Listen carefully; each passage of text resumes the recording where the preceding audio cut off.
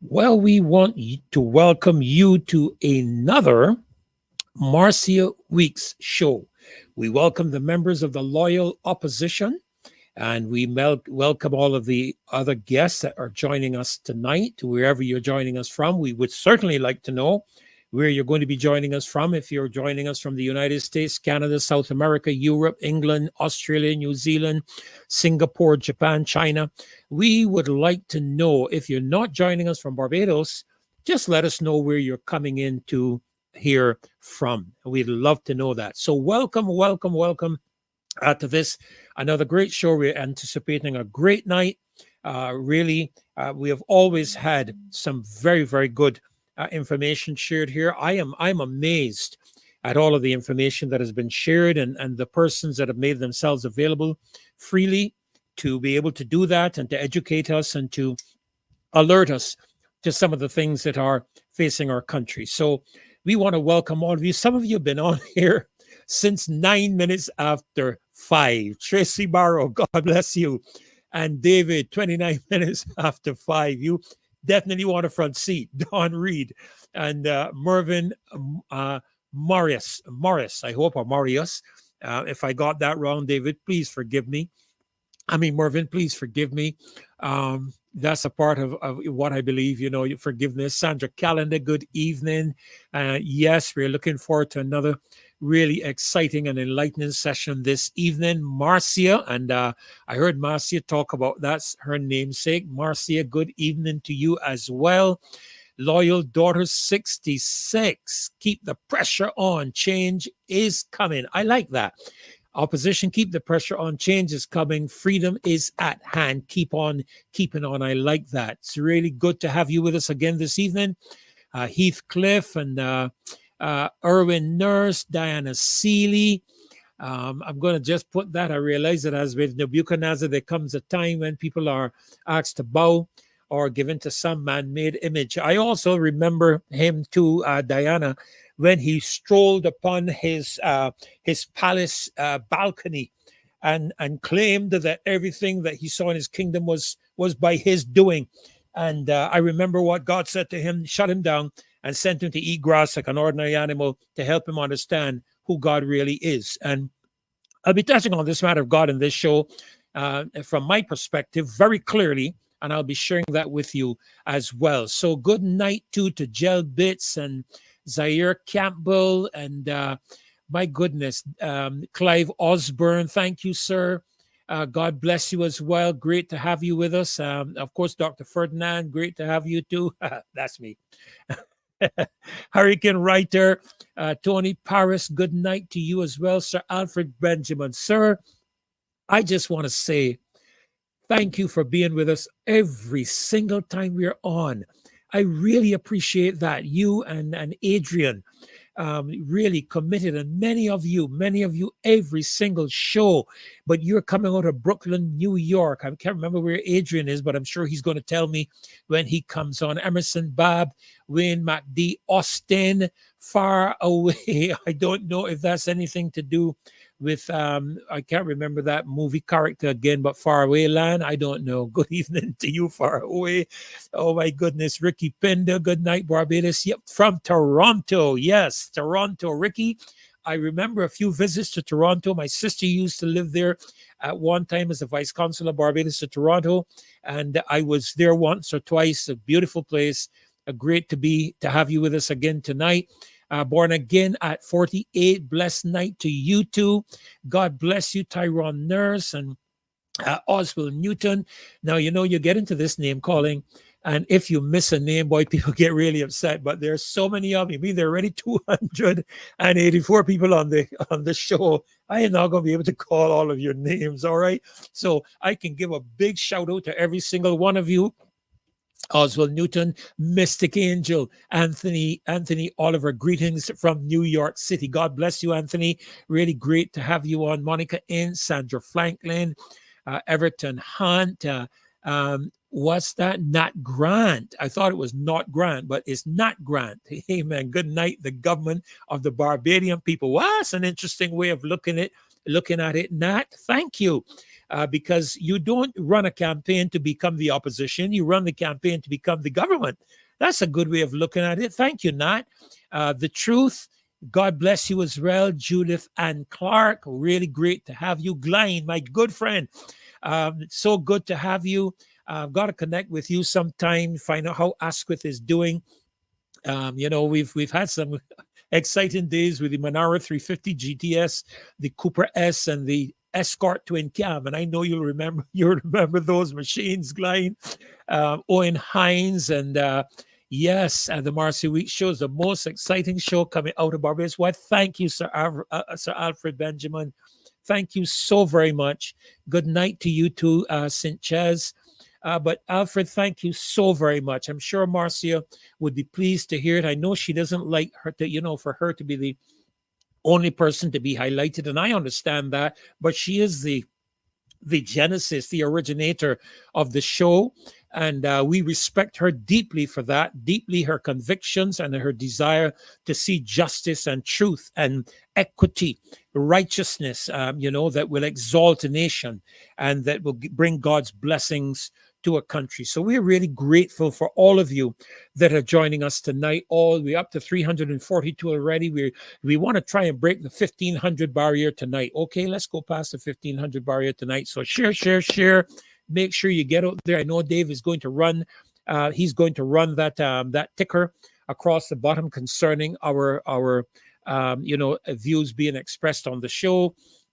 I know he's going to put that up. And so thank you all for being here with us. Thank you, Dave. God bless you. Operating in the background, Rosie. Thank you, Tyrone Nurse. There's lots of us in the diaspora. I know, Tyrone. I know in Fort Lauderdale. I know in Atlanta. I know even in Tampa. And of course, Miami. I know in New York and Jersey and Toronto. I know there are a lot, and the UK and other parts of the world. Yes, Tyrone, there are a lot of us in the diaspora. And I pray that you all will all join on the Marcy Week show, where you will receive up-to-date knowledge and information as to what is happening in our country. And we're not here to be critical for the sake of criticizing. We are here because we have a deep concern about the direction our country is being carried in by our administrative entities. Some of the things that are being foisted upon us from outside of this country that are not homegrown and that do not reflect the culture and belief systems of Barbadian people, such as the ID card, such as the matter of the Crime Protection Bill, such as the one or two other matters I'll touch on tonight. There are aspects that I want to keep you alert to, as we move on into the show. I know that there are, and into the different subjects that we're dealing with, I want us to keep in mind some of these important aspects: the Child Protection Bill, the Crime Bill, the Digital ID, the other areas. I can't remember all of them off the top of my head right now. Matters to do with education and changes in policies that are detrimental and seek to limit the freedoms and liberties of our people. And talking about freedoms and liberties, let me say a couple of things here for the benefit of those persons. I've seen some comments on the chat. I do monitor the chat when I'm not on the show. When I'm not on, I do follow it every night. It is on from the beginning to the end.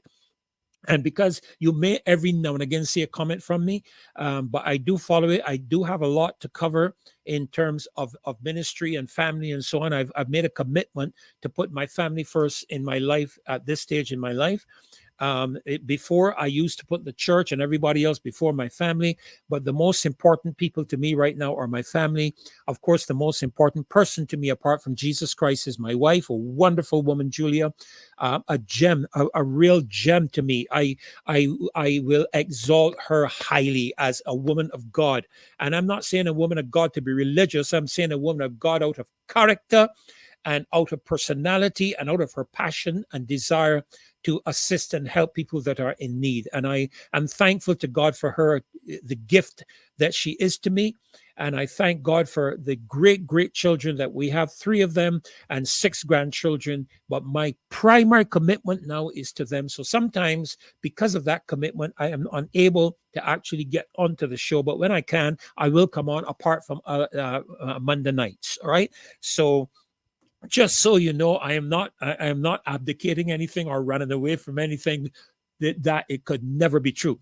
I am here, and I believe in supporting what Marcia is doing. I've always done it, as a matter of fact, from the very beginning when she started the Walk Holy Ban. I was one of the first ministers in the country to be on that Walk Holy Ban, along with Sister Marshall. And I've supported her from then right through until this time. And I believe she has been called by God for a purpose. And I believe she is currently fulfilling that purpose in giving a global voice to the concerns of people in this country and in other parts of the world. All right. So I'm not sure, Marcia, which beautiful lady you mean, if you mean Marcia or if you mean my wife, Julia. Of course, you know I'm going to take it to mean my wife, Julia, right? Okay, but she is a beautiful lady. She is absolutely gorgeous. She's wonderful. She's a great mother, a great grandmother, a no-nonsense person when she wants to. You do not want to cross swords with her at times, okay? But she's a wonderful person. And that's where my commitment is. So you'll see me on periodically. I have committed myself. Thank you, Marcia. I've committed myself to Marcia on Mondays to start up the show because of her classes and so on. And it's an honor for her to have asked me. I am honored to be here, honored to be among all of you. I consider it to be a great privilege to be among such great thinking people. And I thank you for all the support that you have been giving to this show and to all of us, Marcia, to Caswell, to Maxine, to Kimar, to Rose, and all those who come on the show. Now, let me just say this. I come on this show as an individual citizen of Barbados. I happen to be the international governor and peace ambassador for the Academy of Universal Global Peace USA to Barbados. That's where my title HE, or His Excellency, comes from. And my doctorate was an honorary doctorate granted to me by the same organization for the amount of ministry work that I have put in over the years in the Caribbean. And I am an ordained minister with the Pentecostal Assemblies of the West Indies. Let me be very clear. My Christianity flavors my worldview. And I will not allow anybody to intimidate me into silence because you may not agree with religion or whatever. If you don't, that is your prerogative. That is your right. And we have always facilitated on this show the right of people to express themselves. There are times that we see some derogatory comments and some comments that we feel are not necessarily conducive to the environment that we have. But that is people's free. That's what democracy is all about. And we are not going to waste our time taking up religious matters on this show because it's not a religious show. It is a show to do with the concerns of the people of Barbados. But as a Christian, a person who believes in Jesus Christ as Lord and Savior, and I'm being very specific, I will make no apologies for expressing my faith within the context of my observations of the performance of the government or anybody else for that matter. And I want to encourage all of you not to become religious fanatics, but do not let anybody intimidate you into silence. That is the view of many people across the world tonight, where if you don't agree with them, they try to silence you, they try to censor you, shut you down, and all those kind of things. Okay, so I want to make it very, very clear that I agree with you, Tyrone. All these bills, they don't improve the quality of life in the supermarkets or paying our expenses. Absolutely. But I just want to make this clear to every single person on this platform. Right? Marcia is a Christian. I know Caswell, Maxine, all of them have strong Christian faith. Kimar, a practicing, I believe, Seventh-day Adventist, strong beliefs. And we are not going to be silenced because of anything anybody has to say. We are in our right and position to exercise our views on the basis of where we see things from our religious and from our Christian and believer experience. And that is what I want to make very, very clear. And I made a note here, so let me try and read it. And here's another thing. I made an observation a few shows ago, and I want to reiterate it concerning one of the ministers of government who's an elder in the Seventh-day Adventist Church. Let me be clear. We are believers and Christians first and politicians after. And if you are an elder who should be instructing people in religious information, knowledge, and how to follow the Lord Jesus Christ, then that position should flavor your operation and function in government, in parliament, and in ministries. It should affect how you look at what is being brought to the table in cabinet and express the concerns from your faith position and from the people's position in cabinet.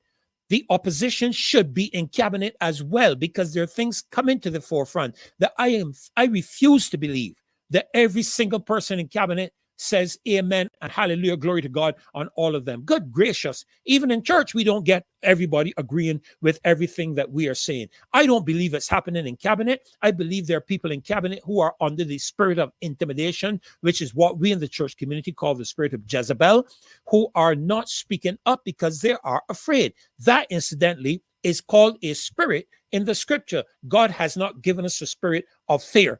You see, that's why we are able to do the things we do, because we recognize that everything in life begins in the spirit realm. And when you control the spirit realm, when you understand who you are in the spirit realm, you can begin to affect what is happening in the real realm. That is why this show is so important. You do not know the amount of prayer that goes down for this show. Every time we start this show, myself and Marcia, when we start, and I know Marcia does it on her own, she prays for guidance, she prays for wisdom, she prays for truth and honesty, integrity to be the catchphrases of this show. So let us get this out of the way once and for all. Let's deal with it, put it out of the way. We will not have anybody on the show at any point in time, whether in our position here as presenters or as you there in the loyal opposition, intimidate any of us or anybody in the loyal opposition chat that we're seeing into silence. All right, you have a right to your own views, but when we express it, just leave it. We have not made it an issue. There are people who come on who are strong believers in Jesus Christ and who express. Up to the other night, someone came on, expressed their experience and how she dealt with it in terms of how the functioning aspects of governance and so on happened in this country. And she has a right to do that. And we have a right to allow her the freedom to do that. So I was very thankful that she went forward and expressed what she wanted to express. So we look at things, the worldview from our faith. And I made a note here. Try telling a Muslim that he cannot use his faith to look at the world. Try telling that to him. But you see, we as Christians, we accommodate a lot of foolishness and we accommodate a lot of nonsense. And just because we don't blow places up, people think they can treat us however they feel like treating us. Well, that ain't going to happen, because while we're not going to blow places up, we do serve somebody who can blow places up in a much bigger way than any dynamite or bomb or anything like that can do it. All right, so let's settle that. That's already we're done with. I'm done with that. Okay, good. Moving on. So we have the right for freedom of expression, freedom of religion. We won't be a part of anything that facilitates censorship of anyone in any way at any time. This is a democratic platform. You have a right to express agreement or disagree. We've had people on here disagreeing with the loyal opposition. I know there are people on here from the Barbados Labour Party. I know that. I know some of them, and some of them come out with fictitious names. But we know they're on here. We know that they watch the show, because when we listen to them speaking outside, we know from what they're saying that they're watching the show. So it's no problem at all. But we will not be intimidated into silence because you want to call us names or any of that kind of thing. All right. So we got that out of the way. Now, I want you to keep in mind that there are a number of things that we still have to pay attention to. A lot of the things. Hi, Sandy, Phil, Kelma. God bless you, my dear. Good to see you. And Judith Ann Clark. Yes, thank you.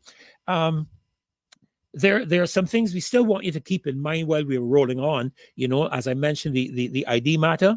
You see, I've observed that this administration, and mind you, many of you may know my history and the history of my family.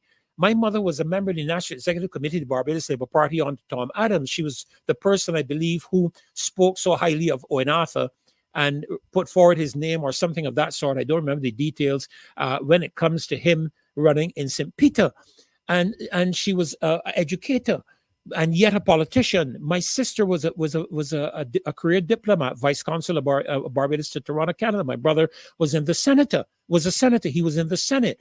And we were always members of the Barbados Labour Party. But after the loss of the election, I think in 2008, and some of the challenges that the party went through, and what I had many personal encounters with Mr. Arthur, many conversations with him pertaining to a number of individuals and so on that he cautioned me about. Thank you, Sandy. I got to remember to play that as soon as I finish this note. And so I have been a member of the Barbados Labour Party for some time, and I have chosen in recent years not to give them my support because I don't like the direction the party is going or the direction they're taking the country. But having said all of that, let me honor my country, and let me see now if I can find it and make sure I get it right. Everyone, we are going to come to a place of attention now as we introduce our national anthem.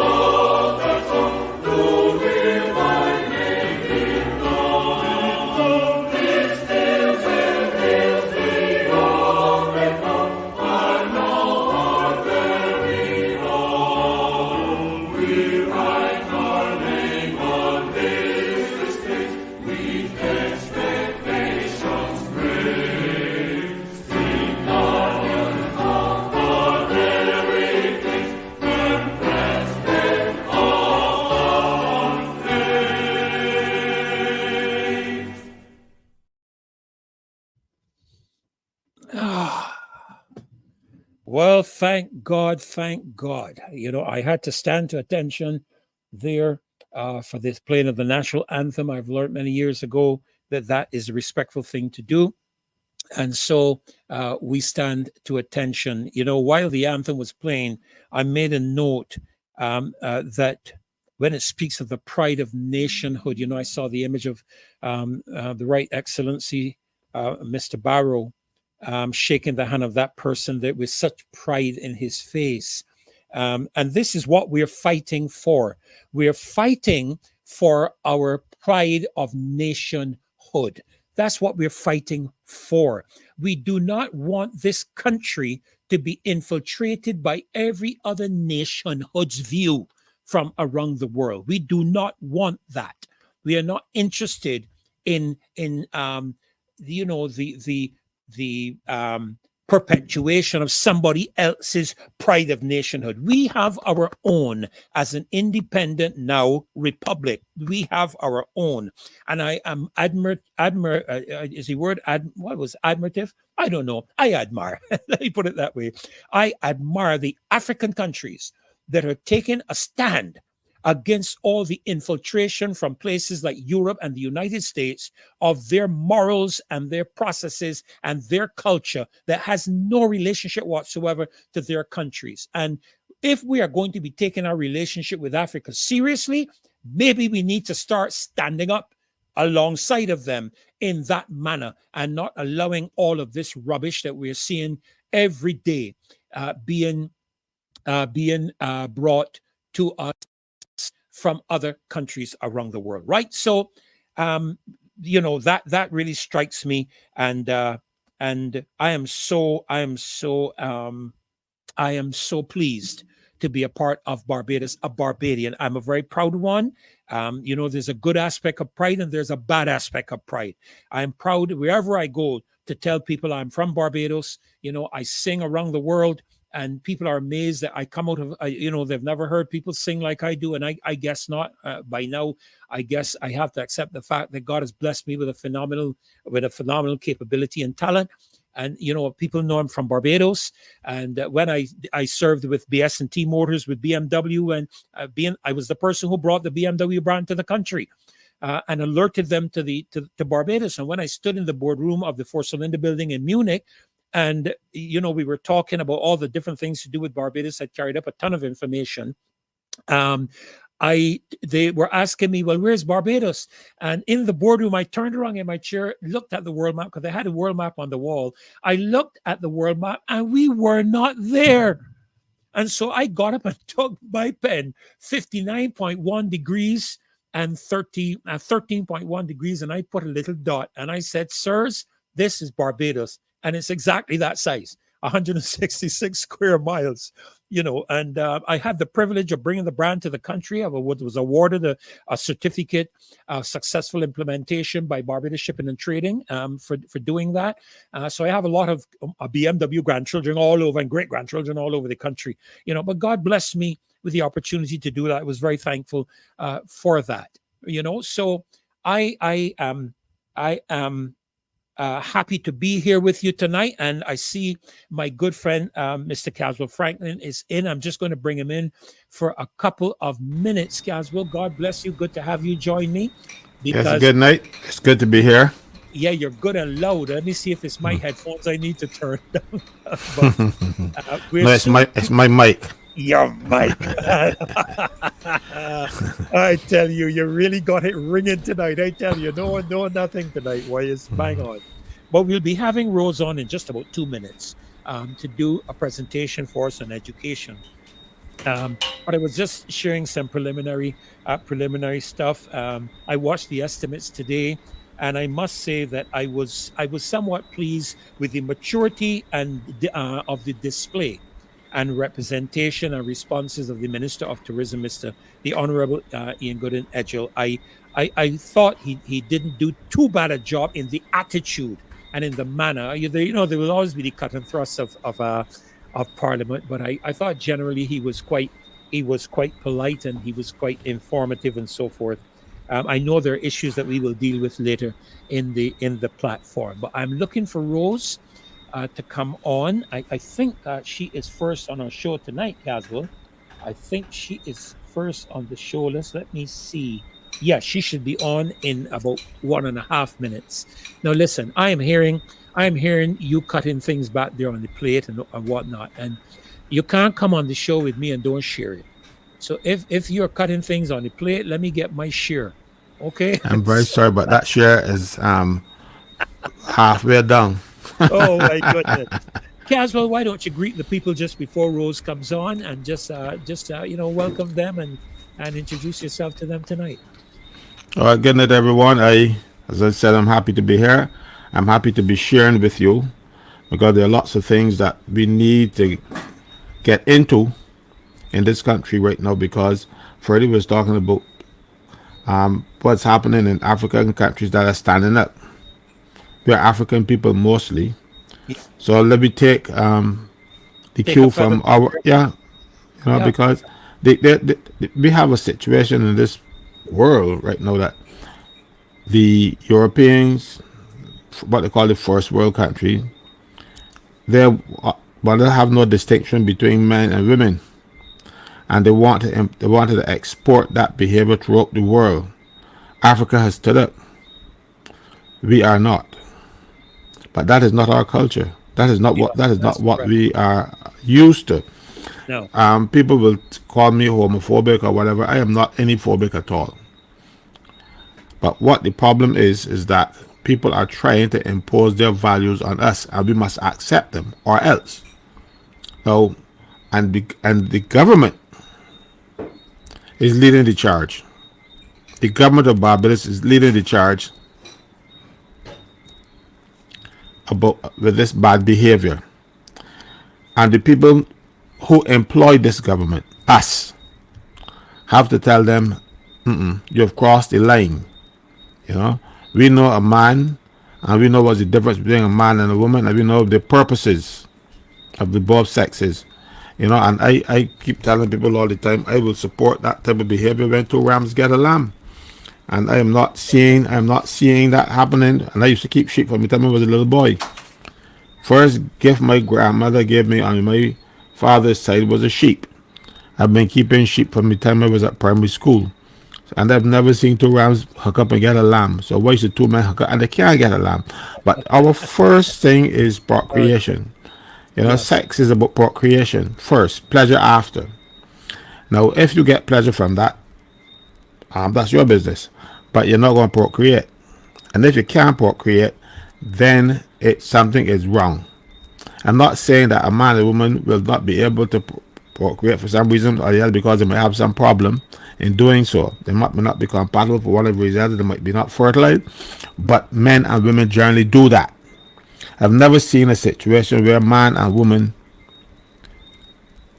where man and man or woman and woman decide, okay, I'm going to be the father tonight, or I'm going to be the mommy tonight, and then decide who's going to get pregnant. Never seen it. So if people want to force that behavior on you, don't knuckle under to it, and don't let the boy to it. It's normal. It is not. If some person wants to do that, that is a question for them to face their maker and the time comes. If they decide that is the case, but I don't see anybody on this earth that is my maker, and I'm not pleasing them. If you see where I'm coming from, Yeah. Oh yeah. Oh I yeah. am not like Freddie. I don't go and preach and that kind of stuff, but I have a firm belief in God, and I know what God wants of me, Well, and He doesn't. Caswell, you're what we would call a marketplace minister. In other words, not everybody's platform is a pulpit in a church. Some of our platforms are our desk in ministries. Um, I'm not sure what that was. Oh, that was Um, my phone. I just turned it. oh, okay. Some of our platforms are the checkout counters at the cashier, the supermarket shelf. Some of our platforms, we are on different platforms.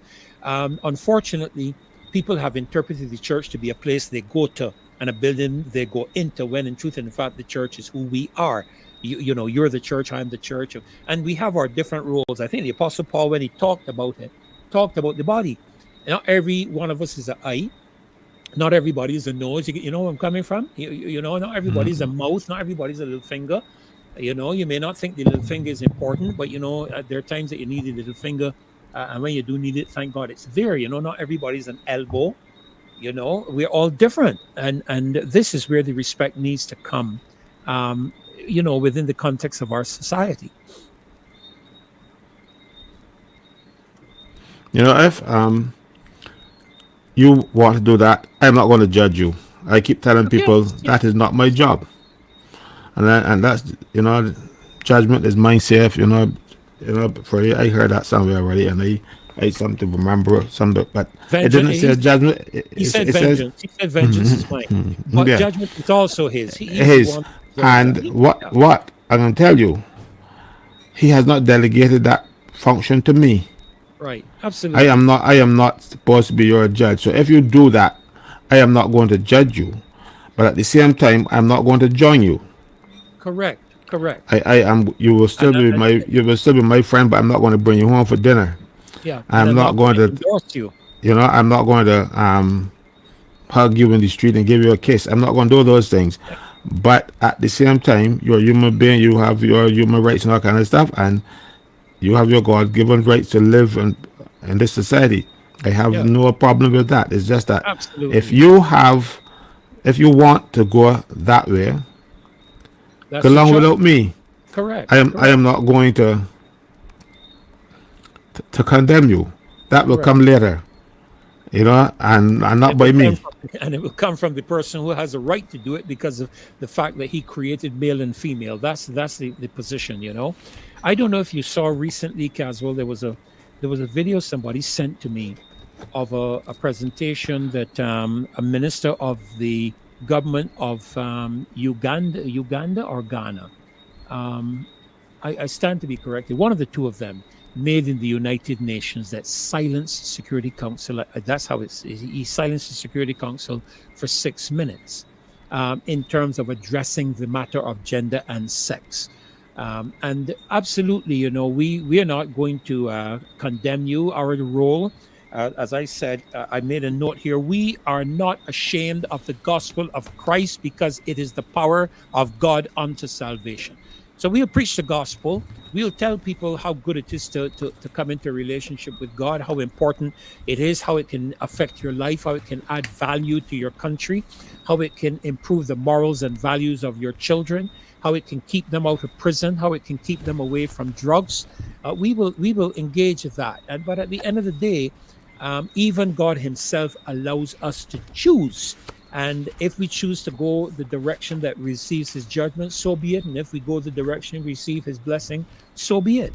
But the choice is yours. And I agree with you. We are not going to condemn them. We simply are not going to join them. That's for sure. We're not going to join them. But that being as it may, that is not the only area, you know, Caswell. We also have the matter of this cybercrime bill, which you know was really, we now know the motive. We now know the motive expressed by I understand a minister and a young man at a Labour Party constituency meeting to protect the ministers. I think he was talking off the top of his head.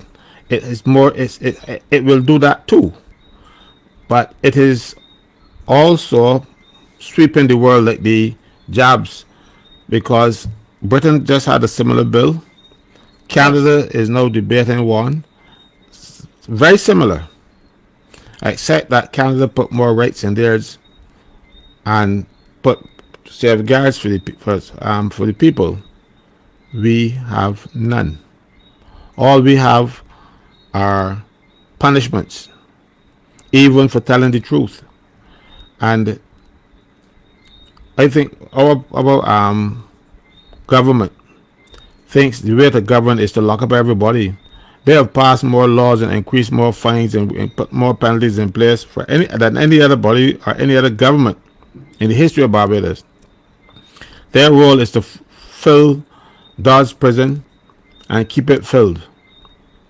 You know, they're not interested in what is it because, for instance, defamation by itself, we don't have criminal libel in Barbados anymore, where you can go to jail for that.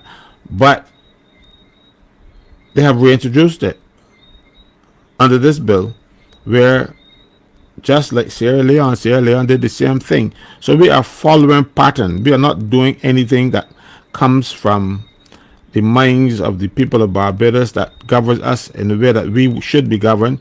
They are governing us in the way that the Prime Minister go and hear things and come back and want to implement them in Barbados. Or they give her instructions to come back and try to do it on us so that we will guinea pig for the first world countries. Let me try it out on Barbados and see how it works. That happens with the job, that happens with the cybercrime bill, that happens with the ID card.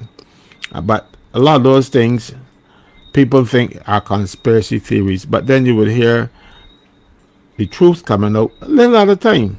mm-hmm. Mm-hmm. And the little senator boy, I like to call him the senator, you know, he was almost senator. He still has time, but they don't care who they use as long as to meet their ends. They needed a little Yeah, boy, Indian boy, and they got one. They put him on the yeah, platform to help persuade the Indian community. See how we treat the and exploited that child from 13. And he's so caught up with this nonsense. He doesn't see the forest from the trees. He's blinkered or probably even blind now to the point where they just unleash him, and he is a more genteel Patrick King. But it got from the same material. It's just that the one is has more volume and venom, yeah, while yeah. the other portray the same type of behavior. Let me address something very quickly here, and I'm going to address it and leave it, Caswell. A couple of comments I'm seeing here. Let me be clear. As I said at the beginning of this show, we're not blocking anybody. We are at freedom and liberty to express our views and our religious aspects of life. If you don't like it, you have a choice. Stay on the show or get off the show. It's as simple as that. And I make no apologies for expressing that. But nobody is going to sanction anybody, censor you, cut you off, or otherwise, because that is not what democracy is. That is not what freedom of expression is. And we have the freedom to say what we're saying. You have the freedom to post in the chat what you want to post. And as I said, we're not engaging a religious debate here, and I am not entertaining it, and neither is Mr. Franklin or the members of the loyal opposition. We simply have made it very clear that our faith flavors our worldview, and that is the end of the subject as far as I'm concerned from here on in. Caswell, we're waiting for Rose. I think she had the wrong link, but I just received a message that said this, and it's just a caption that the El Salvador has banned gender ideology in schools, aligns with Bukele's traditional values push. That has just happened in El Salvador. So we need to pray and we need to stand up that our Ministry of Education will demonstrate a similar wisdom and courage. That is what we need to see coming out of our leaders in Barbados. Individually, this is one of the things, Caswell, that annoys me a bit with politicians. Politicians seem to think that they are the voice of the people. They're not. The voice of the people is the people's voice. And you're supposed to represent what the people feel about a matter, how the people view a matter. And I can tell you, if a poll was taken today, the majority of people in Barbados would poll against the matters of gender ideology that are being pushed predominantly by the United States, and who have now been able to bring the European Union under their belt, so to speak, to push it on other countries in the world. And you know what, Caswell, they're using money to try to do that. That's Yeah, what they're doing. and we like prostitutes want money bad, so we would So we will respond do to whoever whatever. has it. Yeah, and you know what the good book says about the love of money is the root of all evil. They say money was the root of all evil. It says the love of it, who many people will pierce themselves through with many sorrows. So when you have people who love money, they are prepared to do evil. And I read somewhere where it says, when the righteous rule, the people rejoice, but when the wicked rule, they groan. In other words, as well, I saw you that can too. tell. You saw that? In other words, you can tell who ruling by how the people functioning. If the people groaning, a wicked person is ruling. If they're rejoicing, a good, righteous, just person is ruling. And somebody had put earlier in the chat tonight about the cost of living, the supermarket and the bill payments and all of that kind of thing that are going through this roof. And salaries are not moving. We have in these estimates, and I know at some point we'll deal with that too, an increase in salary for ministers and the prime minister and all of that. And I think I had mentioned it before. You confirmed it, that they are not obligated, if I'm correct in interpreting what you said, they're not obligated to accept it. Am I correct? No one who gets money from the public purse is obligated to take it. When the salaries are negotiated, then they're legislated because they must always be legislated. They have to go to parliament. So when people say that salaries are legislated, they really mean that they were legislated without agreement, but they always have to be legislated. So when the unions go and negotiate and they come to an agreement, then they legislate the agreement. If there is no agreement, the government legislate what they want. In this case, we had an agreement of sorts because, mind you, well, they try to give the impression that it was not recognized. They wrote to me and asked me to submit proposals. And I submitted proposals, but that's not the proposals that the people wanted because my proposals were kind of inverted. I had the largest increase at the bottom and the smaller increase at the top. Mm-hmm. Because, for instance, the Prime Minister's increase in all was about $1,500. The guy who was a messenger in the public service, his increase was $65, and it was about $103 for over 2 years. Hers was $1,500. No, when you give, but you're giving them a 3% increase, 3% of $100 as opposed to 3% at the bottom, as opposed to 3% at the top, where the top might be $10,000. And the unions sat down and agreed with that. Why I complain is that they were asking for a hell of a lot more. In the last administration, one union was asking for 23%, the other one was asking for 17%. And then when the government changed within 4 minutes of a meeting started, people introduced themselves around the tables, and then by 4 minutes they had an agreement. 4.5%. Wow. You see, but even then, you do not have to accept the money because they will then send a circular to every. Well, it comes out, and every ministry is supposed to bring the circular to the attention of every officer, and it always tell you, if you don't want the increase, you have to signify that. If you don't send in that notice, they will assume that you want the increase. So you can say, sorry, I don't need this increase. And I've seen it done only once or twice in my career, and that was purely because the officer, when he sat down and realized, if I take this increase, it can push me in a higher tax bracket and I can carry home less money. So he signed up the form and said, I don't want that increase. And of course, he didn't get it. He continued under the old salary. I see the last administration, even though people vilified them and cursed them for a lot of things, they tried to set an example. They refused to take 10%, I think, was of their salaries, and they actually paid it into a charity. I don't think the Prime Minister needs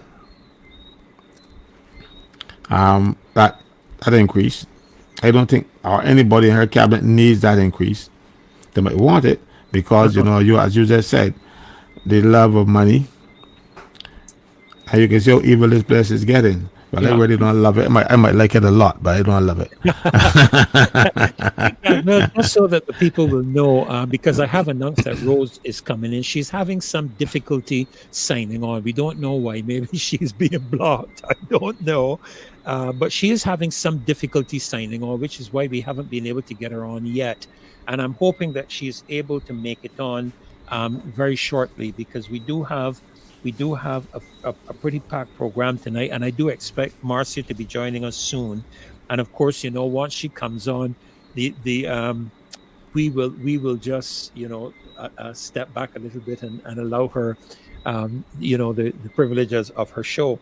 But she is having difficulty signing on, and she does have a presentation that she wants to make tonight, which I glimpsed through this evening, a really great presentation.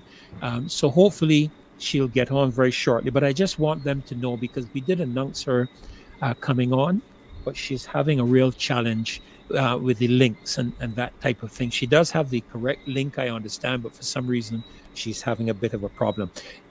Having said that, no, it wasn't the lack of money, easy, the love of it. Having said that, though, Caswell, You said something about a 4.5% salary increase, and I guess that's across the board because 4.5% of 100 is certainly a lot less than 4.5% of 100,000 or 10,000, right?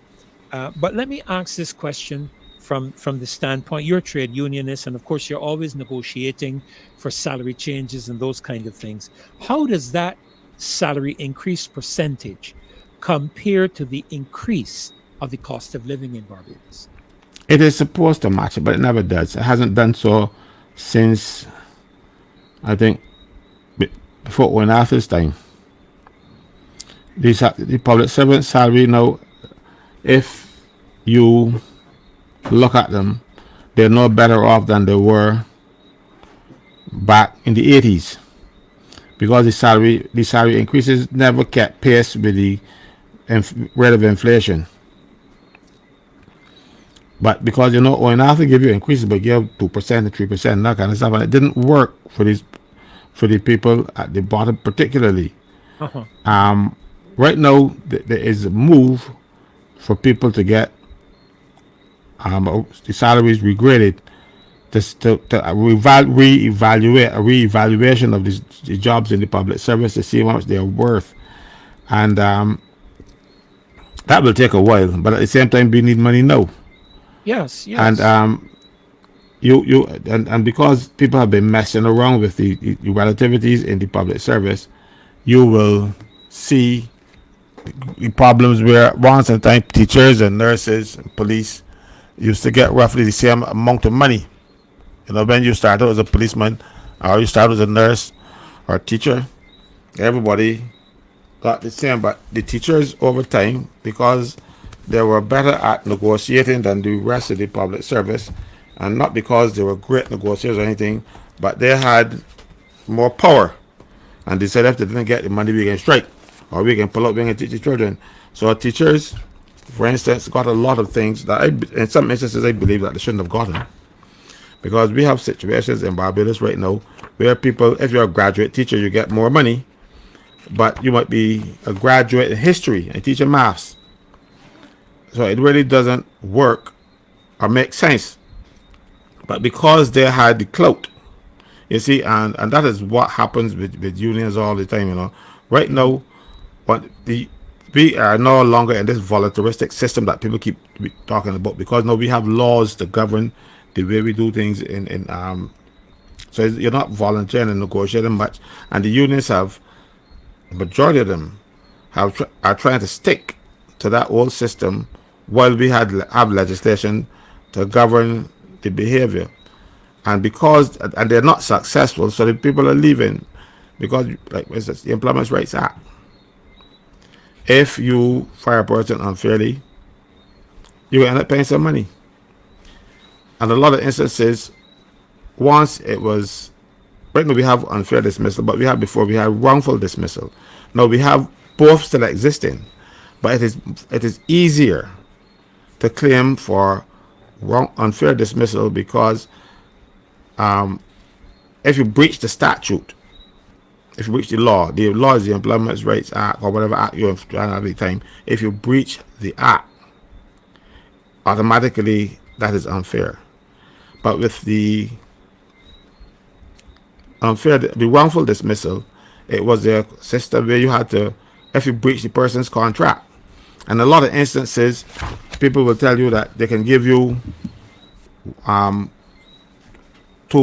weeks notice if they put in your contract, or a month's notice in your contract, or whatever, and they just give you the month's notice and just to let you go. And you didn't have a remedy because they did that within the terms of your contract. That's what your contract provided for. No, contract or no contract, the law also stipulates that if you're going to dismiss someone, you have to take certain steps. If it is for discipline matter or for performance, you have steps to go through in accordance with Section 29(5) of the Employment Rights Act, and that will then tell you what the procedure is in the 4th schedule. Now, however, if you bring a matter before the court or the tribunal, If they fire you because they give you the adequate notice and you go to court, you will lose. If you bring a matter before the tribunal and they give you the notice or they didn't give you, you will win if they can show that they did not do a fair procedure. So when I hear union people talking about the act is unfair and it should be amended, I said these people ain't got a clue what they're talking about. The act is not unfair. What it is saying to the employer is that if you have some person working for you for more than a year and you want to rid yourself of them, you have to be transparent. You have to give them natural justice. You got to give them the right to be heard and the right to be represented. That is not unfair. What happens, the employer don't like it because sometimes they don't have a case. They don't have a case against you. All they don't want to do is get rid of you.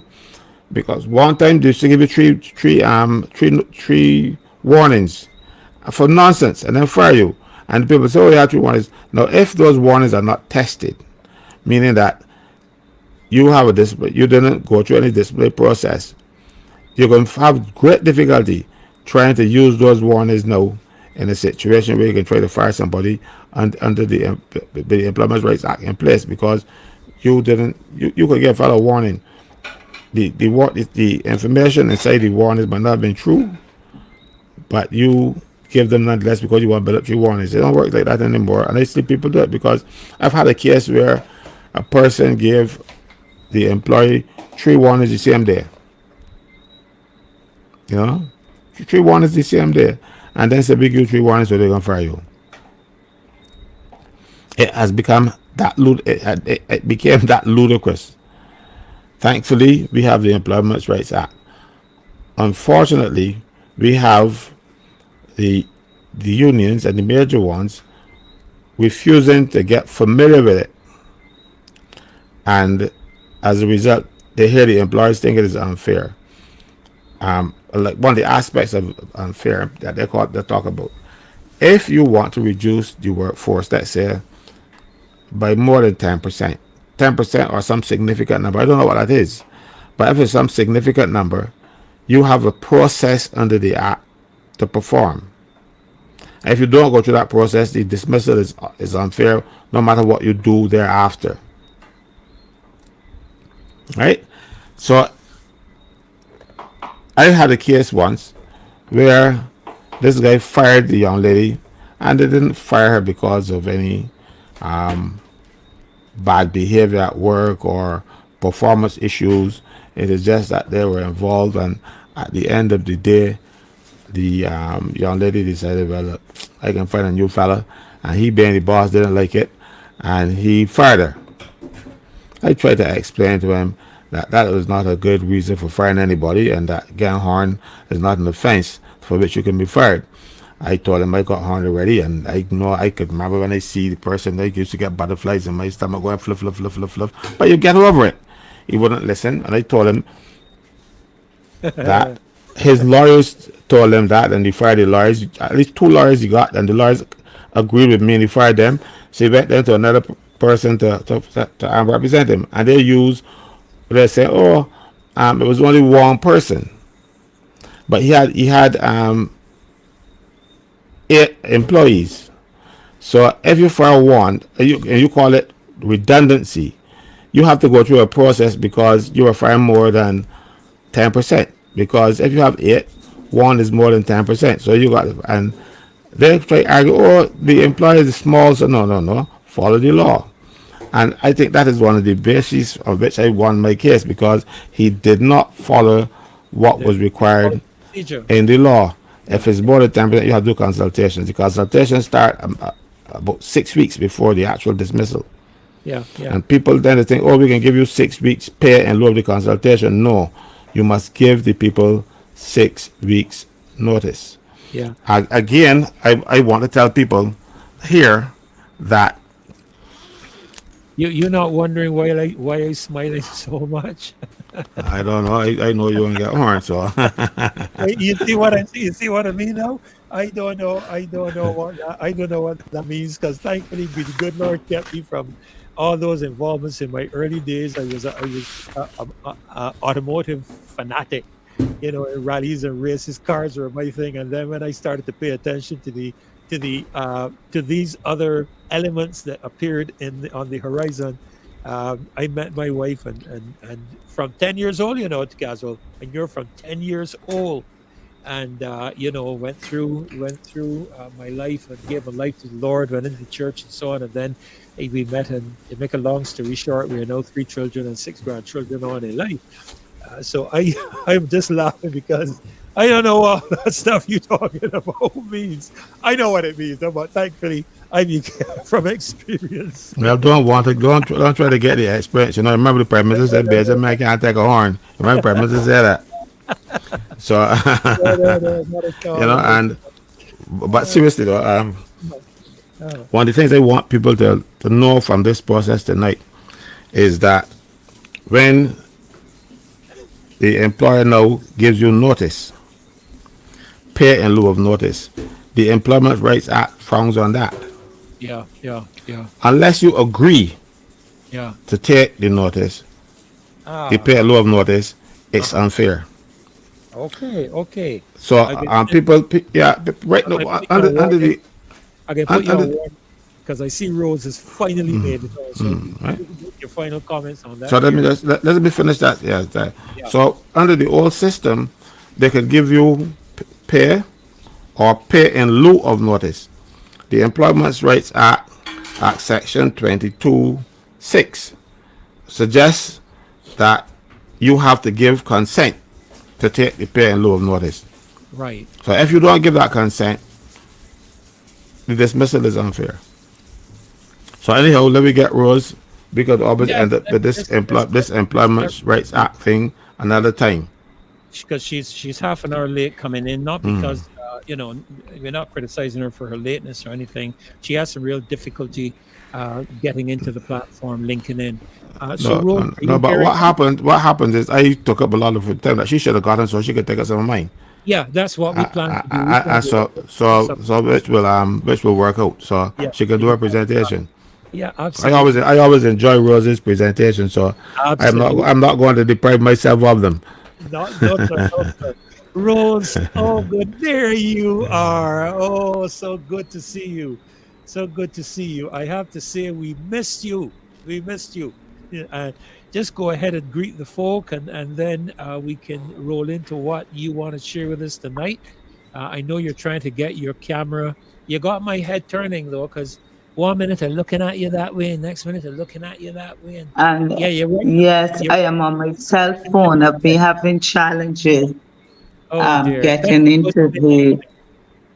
I was here from just about 7:05 actually, Oh dear. Do you have a stand to put the and phone on?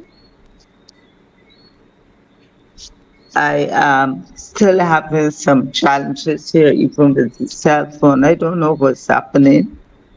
Well, I we are don't know hearing if you. it Though. has to do. We But are can hearing you you. hear me? Yeah. We are Yes, hearing quite you loud and clear. Yes, loud and please. clear. So Thank you for bearing and for bearing with me. Um, that's I not a was problem. so enthused, Pastor Ferdy, at the opening. I stood up for the national anthem, and as soon as I sat, I wrote, "Loyal sons and daughters, firm Yeah, craftsmen of our faith," and yeah. that we're writing our names on history's page With by expectation. what we're doing time and time again on this show. I Yes. want to say good evening to the loyal sons and daughters out there. I want to say good evening to the firm craftsmen of our faith and encourage you to remain firm and by your actions, good actions, may your names count on history's page. Yes. And Yes. I am here to talk about education as I usually do. I don't know, Reverend Ferdy, if you received some Yes, I PowerPoints from Marcia. Yeah, yes, I did, and I'm ready with them. So you let me know when All you right. need to go. You let me All know when you right. go. So you want me to put the Yes, first one up? please. Okay, let me know. Just let me give why I'm doing it in this form and what I'm doing this evening, this format, and what Okay, I'm. should I go ahead and put it up anyhow, though, or wait until you tell me?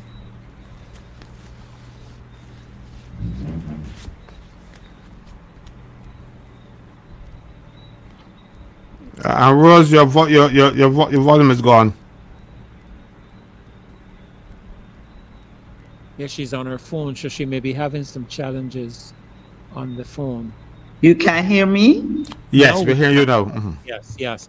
No, I was Okay. asking you if you tell me when you want me to put it up, okay? And I will add it. Okay. And I Okay. can scarcely hear you all, but we'll go along by faith. Okay. And Um, we'll shout as loud as we can. yes, please. It comes on the heels of hearing the leader of the opposition when he came and he responded to the questions on education and the fact that he was emphatic that you don't change things for the sake of doing, of changing, Hmm. but that there are some things I had written a note where he said, yes, reform the curriculum, and he is in defense of the existing structure that enabled the transformation of Barbados. I made a note.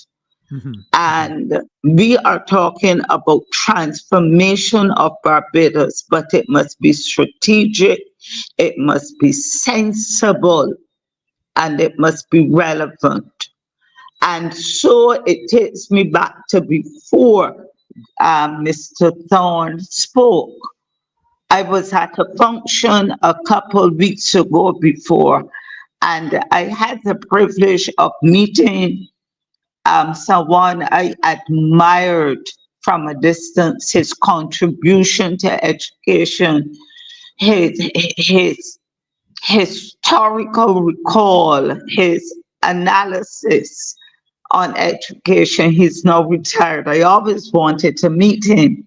Hmm. And when I told him, I was introduced to him as someone who is passionate about education. The person told him about my participation here and what I did at the town hall meetings. He was delighted to meet me as I was to meet him. And he said that he has been and is or was an ardent supporter of the BLP. He always voted for the BLP, but he does not know and cannot understand. And he got really passionate and upset, almost he was angered as opposed to angry about what is happening in education. And he said he is tired and fed up with what the BLP is doing to education, and that the Prime Minister should not just change things for the sake of changing, and to say that under her administration, these things happen, and that you cannot go willy-nilly interfere with education without understanding why you are doing it and making it clear. He wasn't too pleased, and I got the impression he didn't vote for them last election. And so I said, let me, when given the opportunity, look at what is happening now and do a historical review of the various reforms that would have taken place or developments in education. because there is an assumption that is bothering me that nothing has happened before now. And so everything needs to be reformed, changed, mash up and throw away. And this concerns me not only with what's happening at national level through the government, but it seems to be a kind of behavior now, because I am hearing there's no need for historical narrative. So I'm asking the audience out there to bear with me as I look at education back then, now, and ahead. I don't know how much we'll cover, but I believe that Reverend Ferdinand, I'll be guided by you, and you can let me know when my time is up. Well, I'm Now, subject, the first slide. I'm subject to the lady of the show. I know I she's beg your in. pardon.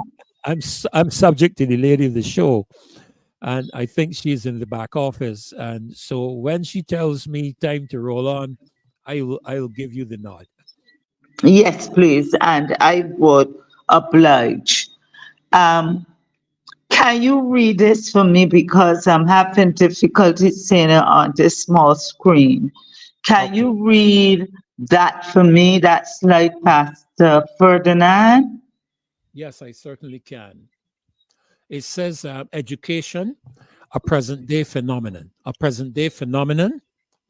My theorizing is that from the earliest years of colonization, 1620, and onwards, that education, however restricted to the masses slaves, was integral to the development of Barbados. My theorizing, slaves brought here from the African continent were intelligent, skilled, and thinkers. And that is self-explanatory. That's my theorizing from my readings. That again, to debunk the assumption that everything is new and that nothing went before, and there is, if we look at the education reform proposals, that, all things are happening new. We're getting our epiphany now. So what I would have read is that the slaves brought here from the African continent were intelligent, skilled, and thinkers. Look at the next slide and see where this takes us. Now, I looked at a study done by Roberts in 2006, a paper. And could you read that for me again, Reverend Ferdy? Certainly. You all are hearing me clearly? I just want to be sure because I did see a note that said that my volume has dropped quite a lot.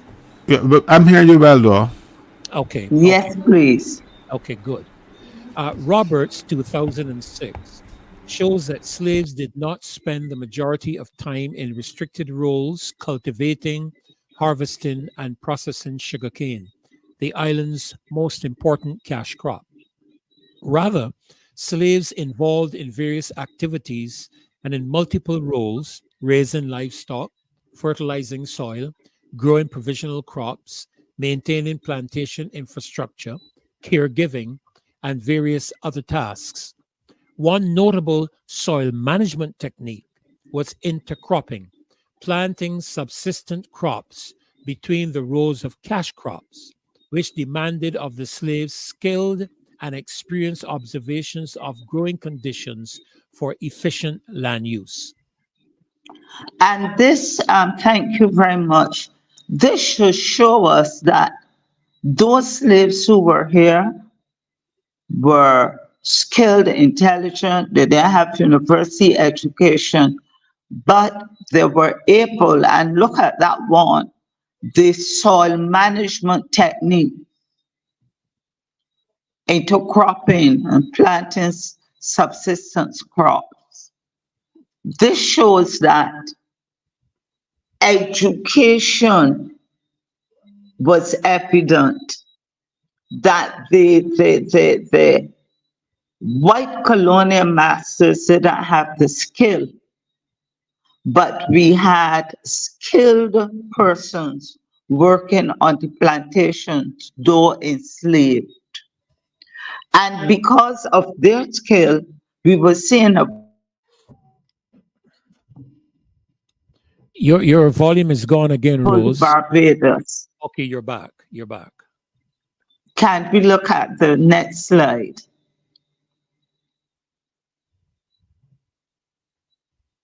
And I come to Bussa. Bussa, read that for me, please. Is it the one before Bussa in 1660? Or that Yes. follows? No, this is before Bussa. Read that one for me, please. Yeah, by 1660, Barbados generated more trade than all the other English colonies combined. Wow. This remained until it was eventually surpassed by geographically larger islands like Jamaica in 1713. So you could see, not many years after the settlement of Barbados, that those slaves who came here were able to make the plantations work on the plantation, and make the plantations viable and wealthy. And Barbados was able to generate that trade that all the English colonies combined. Yes, wow. I hope the listeners follow and see where I'm taking that skill and education that Barbados always had learned, skilled persons, even though they did not have access to formal education. You understand that, Reverend Ferdy and Caswell? Yeah, we're here with you. Education and learning and transfer of skill is not a present day phenomenon.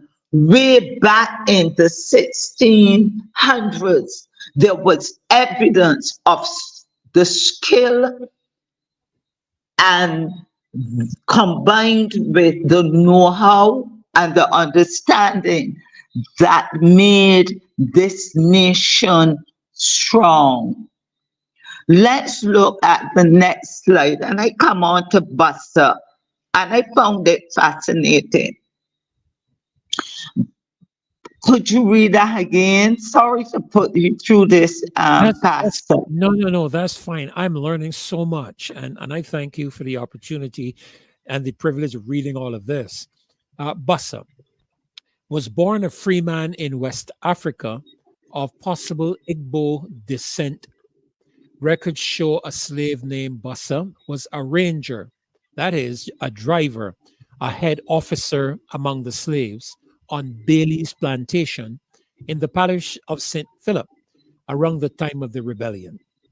This position would have given Bussa more freedom of movement than the average slave and would have made it easier for him to plan and coordinate the rebellion, April 14th to 16th, 1816.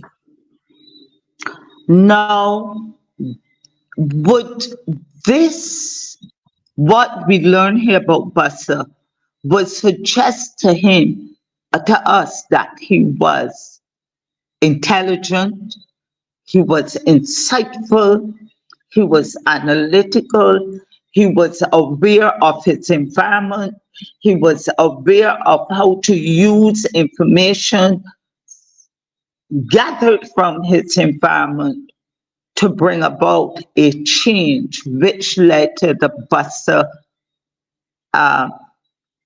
revolt, the Bailey's revolt, what we know as that revolt.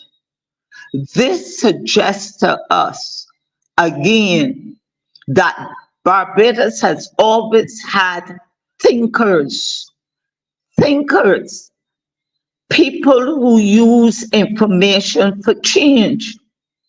That change, and I don't want to be accused for treason and being treasonous, but that information was used to bring about a societal change.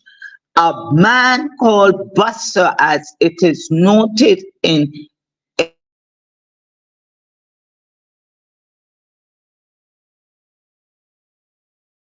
You're going again, Rose.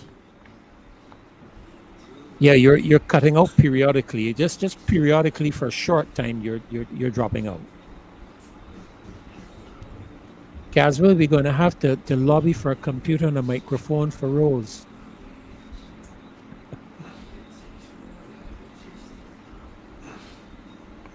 leave of Okay, what? Can you hear me? Yeah, you'd have to go back and share all that you were saying because we didn't hear any of that. I'm sorry. Can you hear now? Oh, yes, loud and clear. Okay. Bussa, though enslaved, brought with him the mentality of this is my theorizing, of a free man, though enslaved. And that is how I'm encouraging ourselves to think.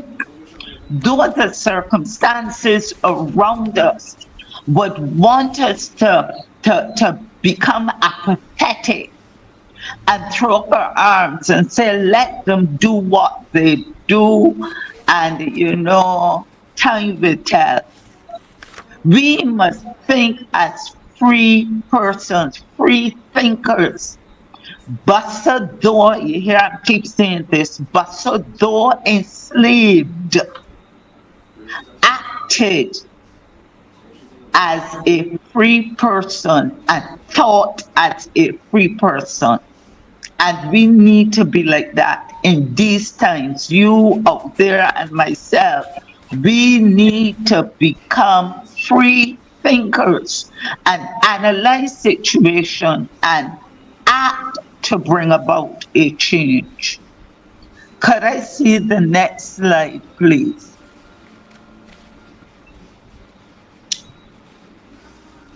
The revolt, read that quickly for me, Pastor Purdy. The revolts arose at a time when the British Parliament was working on schemes of ameliorate or improve the conditions of slaves in the Caribbean. Preparation for this rebellion began soon after the House of Assembly discussed and rejected the Imperial Registry Bill in November of 1815, which would have registered West Indian slaves. Historians believe that slaves interpreted some of the parliamentary proposals as preparatory to emancipation and took action when emancipation did not take place. So they didn't go to the House of Assembly. They weren't at the Parliament. They weren't decision makers, but they listened to the information in the conversations of the plantocracy. And they learned about what was happening. And as it's recorded, they didn't get the time frame right, but they knew something called emancipation was coming, and that somehow they were being denied it. And so hence they acted. So what I am saying, that although we may not be privy of, and I am prompting ourselves to become interested in what is going on in the House of Parliament, both the lower house and upper house. We don't have to eavesdrop around the tables of the plantocracy to get it secondhand. We must become, and I'm glad that on this show we are having the book club. We need to incline our ears to what's going on and start analyzing and critiquing and don't depend on Caswell or Maxine or Rutherford and others Yeah, you dropped again. You dropped again, Rose.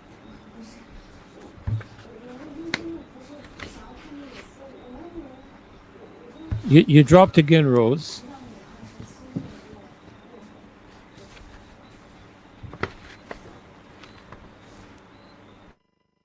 We're not hearing you. We're not hearing you, Rose. Oh dear. Yeah, you dropped. If you were saying It's something just better now, you'd have now? to repeat that. Yeah, it's excellent. You go and come, but it's excellent when you do come and then it drops out. Okay, can you hear me now? Oh yes, yes. Okay, I will have to keep it all the way here. I'm saying that we need to think like Bussa and be aware of what's going on and be proactive. What I'm learning from this is that Bussa was proactive and he moved on the information he receives. Do not wait until it lands on us. But you see, when we analyze that cyber crime bullying bill, and we critiqued it, we did a pushback, we were proactive.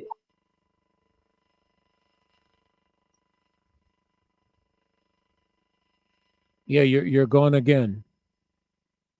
You're gone again. Yes. Good night. Good night. Good Good night. night. Good night, Marcia. So good to Hi, see good night, you. Marcia. It's nice to see you. Yes, Yes, and yes. so It's great colorful. to My be here. goodness. Great to be here. I'm getting a lot of education, and Rose is saying that these revolts, that all the things that they planned, as well, the enslaved, that they took a lot of education and to plan it, a lot of skill, a lot of intelligence. So Yes. we did not get education when we put on a uniform and went to school, No, right? no, no, no, no, no. Absolutely not. I until Rose comes back in, Marcy, I was making some notes while she was speaking, and I remember even before education, and Kazul, you might remember this. You remember in between crops of sugarcane, they used to plant some different crops like yams, potatoes, and Yes, so on potatoes, edibles, you name it. to restore the nutrients to the soil that the sugarcane got out, and that's how come we got all the beautiful frozen joys and brown skin girls. And then I remember my dad being involved in some of the bridges that were built in St. Andrew. A lot of them used to be washed away with water, and without any civil engineering experience or anything, some of the bridges that they built are still present today, while some of the ones that were not long ago built have been washed out. So yes, Rose, this is tremendous. Are you hearing us again, Rose? Yes, please. Can Okay, you hear good, me? good. Yeah, I don't know what's happening, but there are times whenever maybe you move the device or whatever that we lose you completely. So you may need to just go over what you shared a moment ago. Yes, and both Marcia and yourself, you really summed it up. Marcia said they didn't put on uniforms and go. But what I'm trying to get across to us is that we need, you hear me keep saying, become free thinkers. Do not regurgitate the narratives that you're hearing from Mhm. persons who are using the privileges and the positions they have to give us a lot of rhetoric. Buster listened. He eavesdropped. He extrapolated and extracted the information that was necessary and important, and he acted on it and mobilized others to do the same. though oppressed, and we are becoming more and more oppressed in this nation, we're becoming more and more intimidated and enslaved in a new way. I am challenging ourselves to, though oppressed and enslaved and feel beaten and overwhelmed, act as free thinkers and bring about the change that is necessary, change in education, change in the health services, change in the workplace through labor. Respond, speak out. And when you are called on occasion to come out publicly, do so. Bussa took the risk, and we can take the risk to bring about the change that is needed. Is there another slide there, I Reverend believe Ferdinand? I believe there is. I believe there's one more. Yes. All right, you take it. Thank you. Thank you, Marcy. Yes, could you Yeah. read that for me, please? Yes, ma'am. Education was for the children of the white plantocracy and the colonizers. Through charitable contributions from both private individuals and the church, modest attempts by the Anglican, Moravian, and Methodist churches to give a Christian education to the slaves in the period preceding emancipation. And I thank you. I want to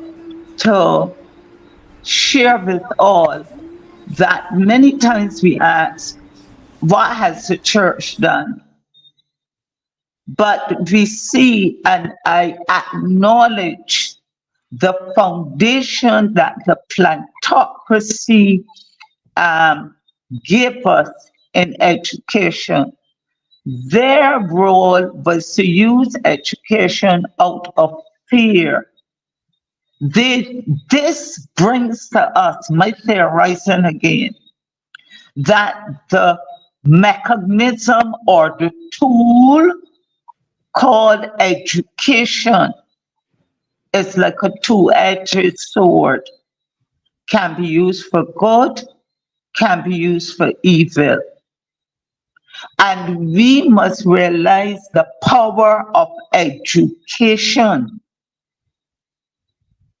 Here, the plantocracy used education. They were proactive. They knew that emancipation was coming and that they will have slaves who also out of that Bussa revolt, they knew that the slaves had within them the tenacity to act for what was theirs. And therefore, the plantocracy became proactive themselves, using education as a powerful tool. And you will see in the slide that follows that they use it to subdue and to control. I am asking you to go back to the proposals for education reform and see how these proposals and the mechanisms suggested will be used. Will they liberate us or will they control us? Am I making sense down the corridor? Oh, We yes. have a responsibility to respond to what is being offered in education. Don't say my time has passed. Somebody back there did something so that we are here. We now have to do something to ensure that the future for our children is secure somewhat, and that persons do not manipulate education as a tool to control. it should be they're saying that the theory of collaborative, they want to introduce collaborative learning that was happening way back. They will be introducing new methodologies if it improves collaborative learning.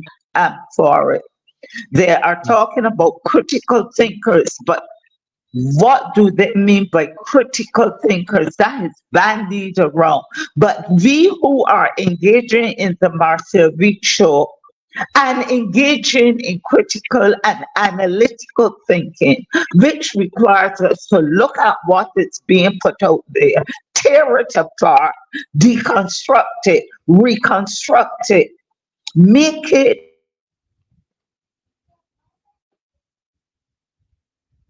Yeah, you're gone again. Yeah. You know, Yeah. Dr. Ferdinand, one of the persons operating the comment section for the show wrote, these are the kinds of teachings that the church should be engaged in to liberate our people and not relegate this responsibility to the Pan-Africanists alone. This is great enlightenment tonight. And I want to highlight that because, you know, a lot of people are saying that you know, the church somehow we believe that it's the Pan-Africanists that needs to teach this. You know, that it's only them.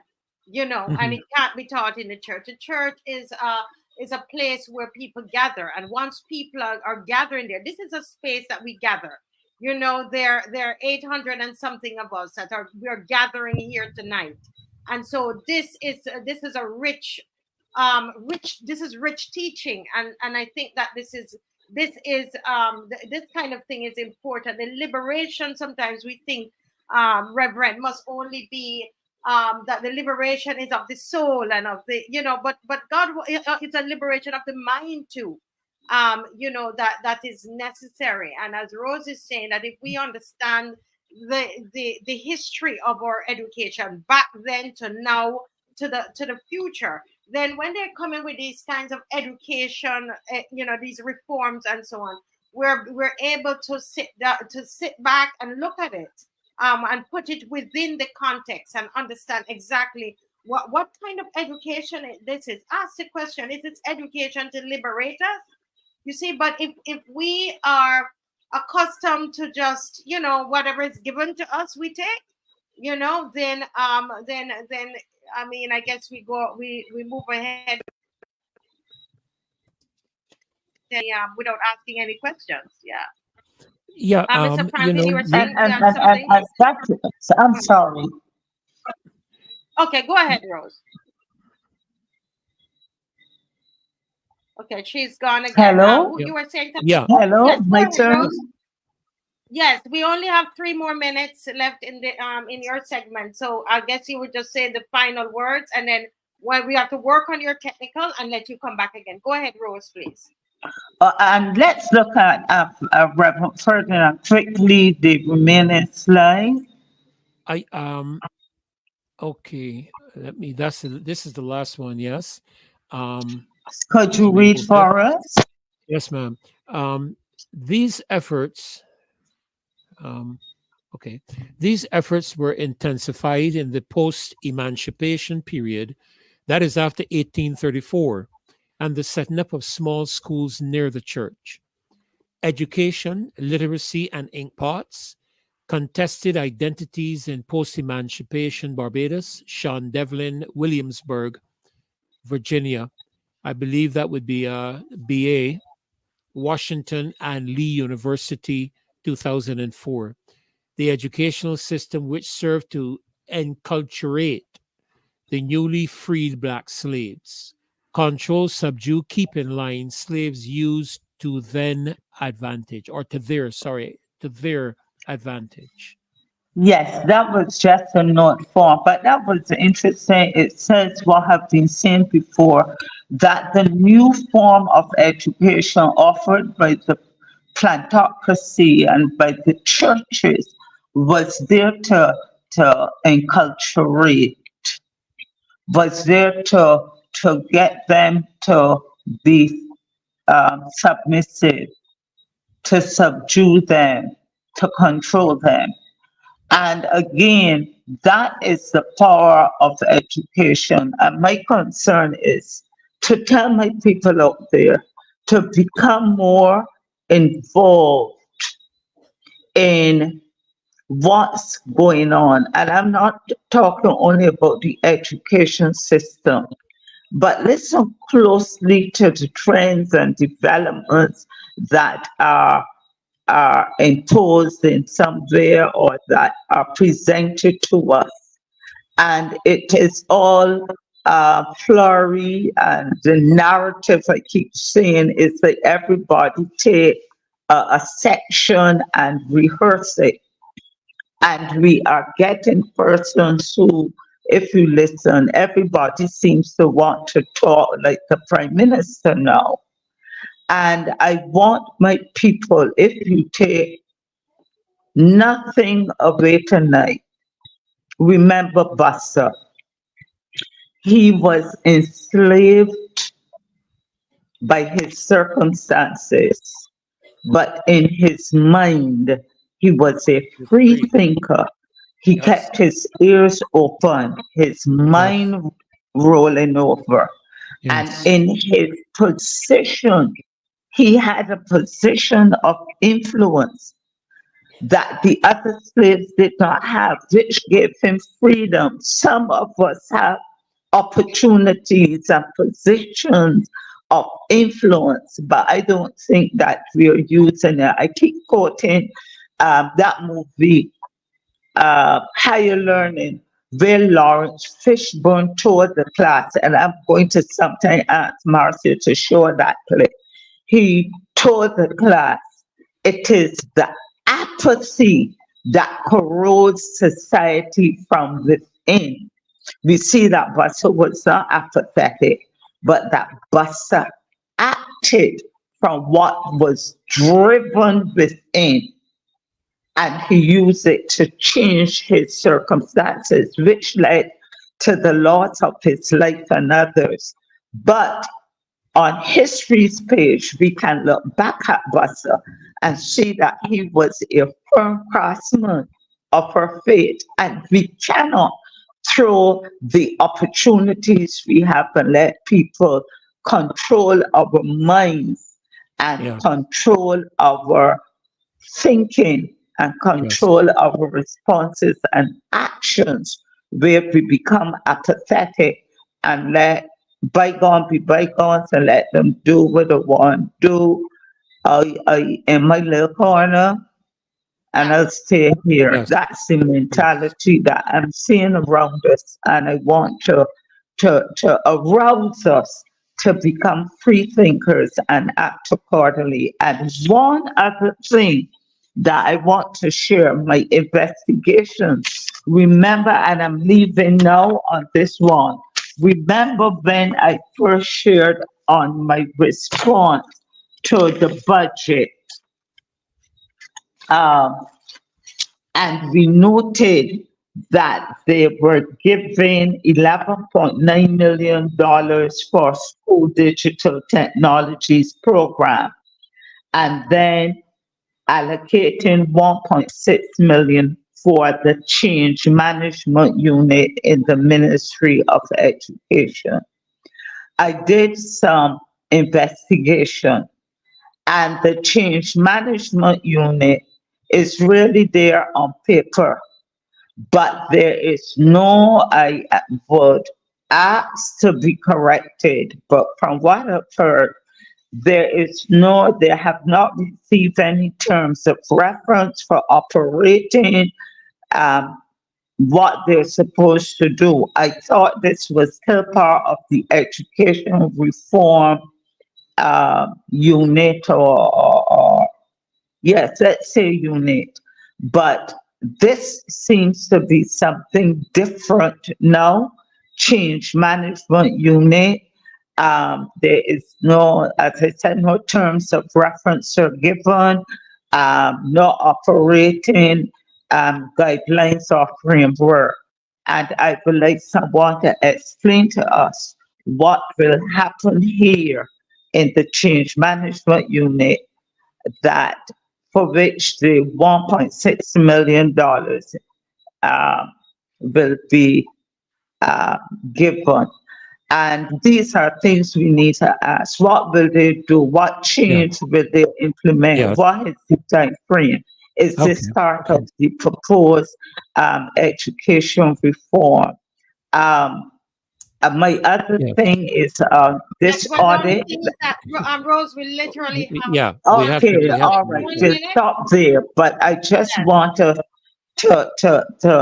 think about that $1.6 million Yeah. for this Okay. change management unit and what Okay. comprises that. Yeah. Thank Okay. you very much. Oh, thank yes, you very much. Sometime What I an hope I'll come education. back and share some more because I've got quite a bit of yes, information now on um, development and education Okay. from post-emancipation to present. Okay. oh, Well, we certainly can look at that. Just let me say, Marcia, I remember one day I came up over CBC. That when you come down the highway, you come down that little hill to the Bussa statue, and I was mm-hmm. coming down there, and I heard this thought go through my mind: the chains are still on his hands. The chains are still on his hands. And I was looking straight at the statue, and what I heard was that we may be liberated as a people physically, but we are still enslaved in our minds. The Mm-hmm. chains were still hanging from the hands. They need to take the chains off of the hands of the statue. Yeah. So yeah, but we have another segment coming up, and Rose, we just want to say thank you, my goodness, for such an educational time. We really, really, really appreciated that. Yes, Easy D is saying good segment, Rose. Yes, The people excellent. are really, really, really. Tyrone Nurse says to Rose, Yeah, "This is a powerful presentation, Rose. yeah, A lot of our ancestors were from the Benin, Biafra, well-learned people. yes, Very, very good, very good, very, very good. yeah. And go ahead, Dr. Ferdinand, No, introduce. we can engage the question and comment you made a little earlier about the church's role in terms of educating in these areas. Just today, actually, I had a conversation with a couple ministers about this, and the whole aspect of how we've been socialized and indoctrinated by the Europeans to think a particular way. And I thank God for the liberty that you get when I certainly have come to know the Lord, and you get into the Word and you see really what your identity is, and you see the capabilities that you possess, and the authority that you possess. And I'm not just the same person. I thank God for that revelation, if you want to call it that. Yeah, But we can engage that another night, because I'm yeah, anxious to hear our next presenter. yeah. Yes, this is Miss Maxine McLean, and I know she was busy listening to the estimates today. Me And too. yes, yes, and so she's going to move us now in another realm of education. Is going to happen here with Miss McLean. Over to you, Miss McLean. Thank you very much, and I think as I listen to Rose, I hope she does publish a book with some of Oh this yes. information, Oh my because it goodness. Yeah. is it is significant research. Bearing in mind the schedule, Marcy, I promise not to run over, because I was reflecting on the presentations I'd done previously, but I was very careful last time I spoke not to delve into too deeply into what I anticipated might have been covered. I didn't want to, you know, anticipate anything that the minister or the leader of the opposition might have said. But as you correctly pointed out, I tried to listen to the presentations as much as possible, and thanks, Ms. Clark, for welcoming me. And I really, as I listened, and I know that the minister obviously would have presented a lot of positives, as he should. As we recognize, for us, tourism is our main foreign exchange earner. It's one of the largest sectors in terms of employment generation and so on. And then I also recognize that the leader of the opposition, given the format, has basically 10 minutes to speak to the head, as they call it, the head being the ministry head, the head within the section within the estimates document, and then to raise 3 questions.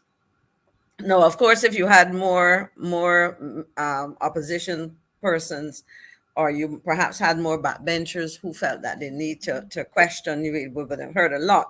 What for me is something, and perhaps what I will do for the most part will be posing a number of questions in terms of information that I hope that the Minister of Tourism and officials of the Barbados Tourism Marketing in the Barbados Tourism and Hotel Association, which is a private sector entity, that they will share some of these things, because my concern when I listen to all of this is we cannot talk about Barbados and our tourism performance in isolation. We have to look at it within the context of what is happening in our immediate competitive area. I believe I might have made this point previously, but it has to be reinforced that when we look at what is happening in Barbados, we have to look at it against what our neighbors are doing. Because at the end of the day, whether we're looking at long stay visitors or are we looking at the cruise sector, whether it is Jamaica, Guyana now is even getting into tourism in a significant way. St. Lucia, St. Vincent, we have to think in terms of what they are doing to refresh themselves. And Barbados is a mature destination because we've been in tourism for a long time. We have been a leader out there for many decades. But as you grow older, if you don't in terms of the product life cycle, or even our own life cycles as human beings, if we don't work on ourselves, we're gonna get they're gonna age and die in the case of the human being, or we will just plateau if we don't refresh. So when I look at it, and we heard about projects that we've had. Now we've seen the opening of Sam Lord's Castle, but we also saw the failure to get off the ground the second Sandals project. And as EZD was saying, the first question posed by Mr. Thorne was to ask a question which, of course, identified a particular area, I would call within, a part of what I would call the tourism belt within the city area.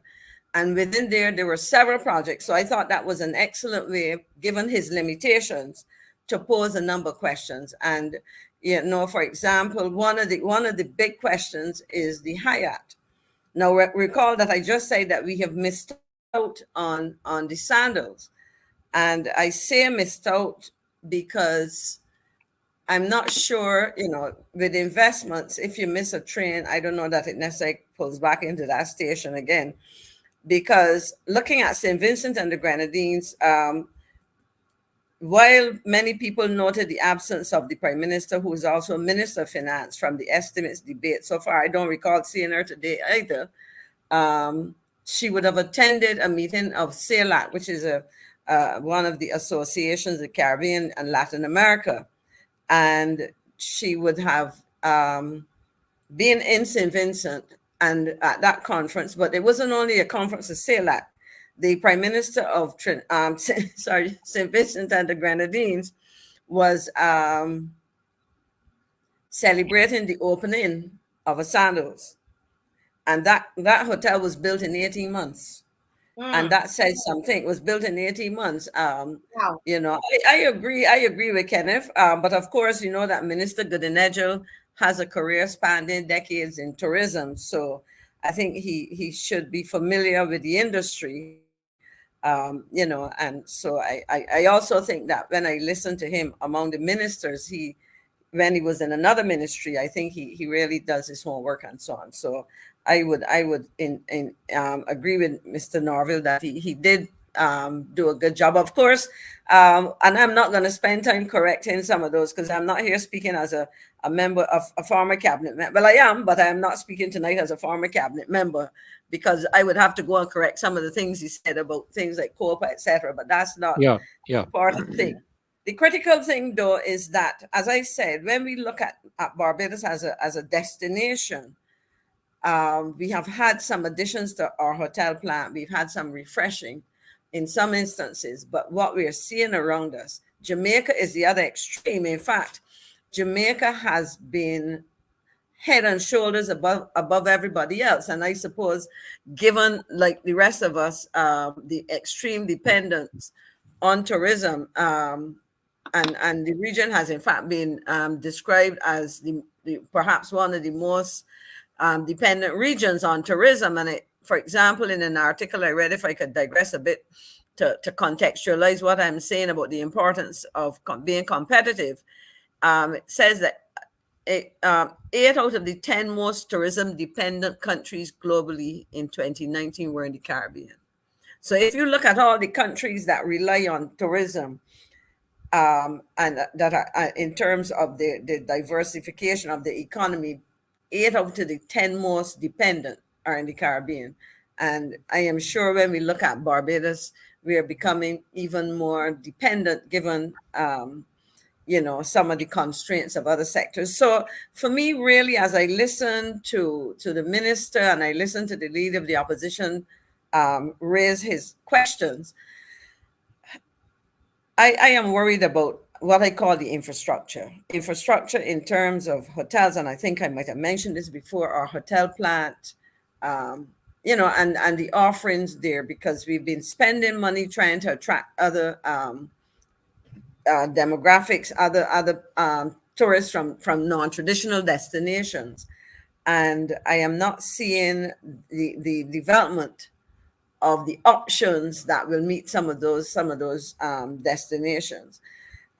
Infrastructure, I happen to have to go through Bridgetown today. I was in Bridgetown today. And again, while the properties there are largely private sector, I know government has given incentives, successive governments, all of them have given incentives.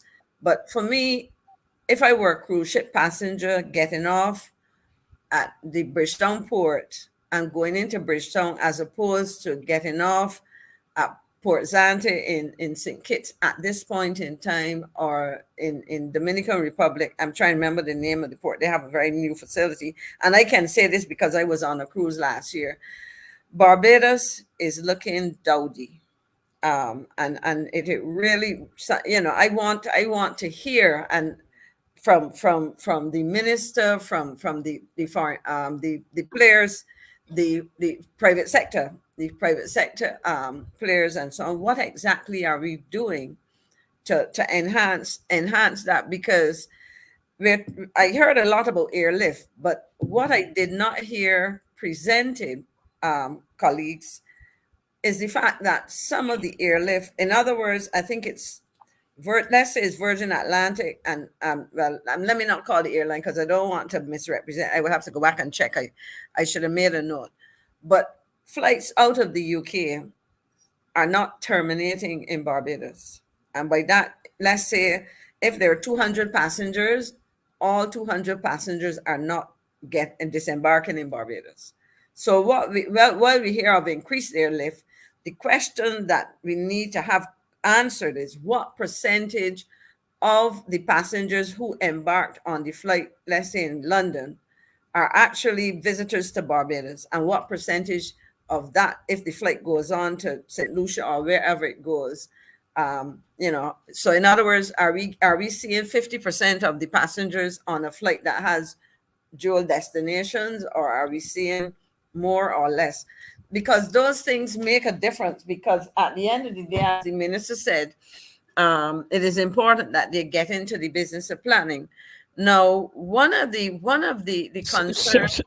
Sorry, Maxine, Marcy, if it's okay with you. No, go ahead. Can I just interrupt 1 quick minute to ask a question? Because no, that's fine. I don't mind that. In fact, I like that. The matter of airlifts raised a question in my mind, because when I heard of airlifts, I'm thinking seats, but that doesn't necessarily translate into passengers. Case in point, Cayman Airways. I have flown three times now since last year on Cayman Airways, and at no time with the aircraft, I think it's a 737 or something like that, seats about 100 and something people. At no time were there more than 16 people on board. That is a very You see, critical thing. and that came to my mind today when I heard him talking about 70 something thousand seats. But he did not answer the leader of the opposition's question concerning that what percentage of those seats do you translate into actual people? I'm sorry to interrupt, but I just I'm wanted very to glad raise you that. did, because you jogged my memory, because when I listened to the minister, and he mentioned Cayman Islands and Cayman Airways, and his words were, and I wrote them down, that they had a large population. He used it twice in relation to the population of Cayman Islands, Britishers, for example, who may want to travel to Barbados. And then he mentioned a large population of Barbados. The total population of Cayman Islands is about 68,000 people. Correct. So that's not a large number. So in that sense, now, if you're seeing the connectivity, but what I can tell you, and I have a friend who is an avid, what should I call him? He tracks aircraft and so on. And so he can tell you, what flights come into Barbados, and if there are any unusual planes turning up, he can say, but there's this flight coming in, our flight has left from here and gone off to Caracas or something, or, whatever it is.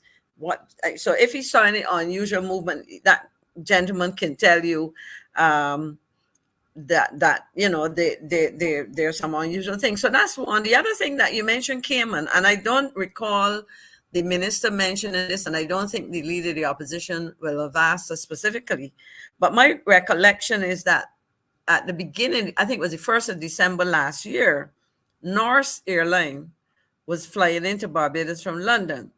But I saw something today which suggests, and it was supposed to be here until April.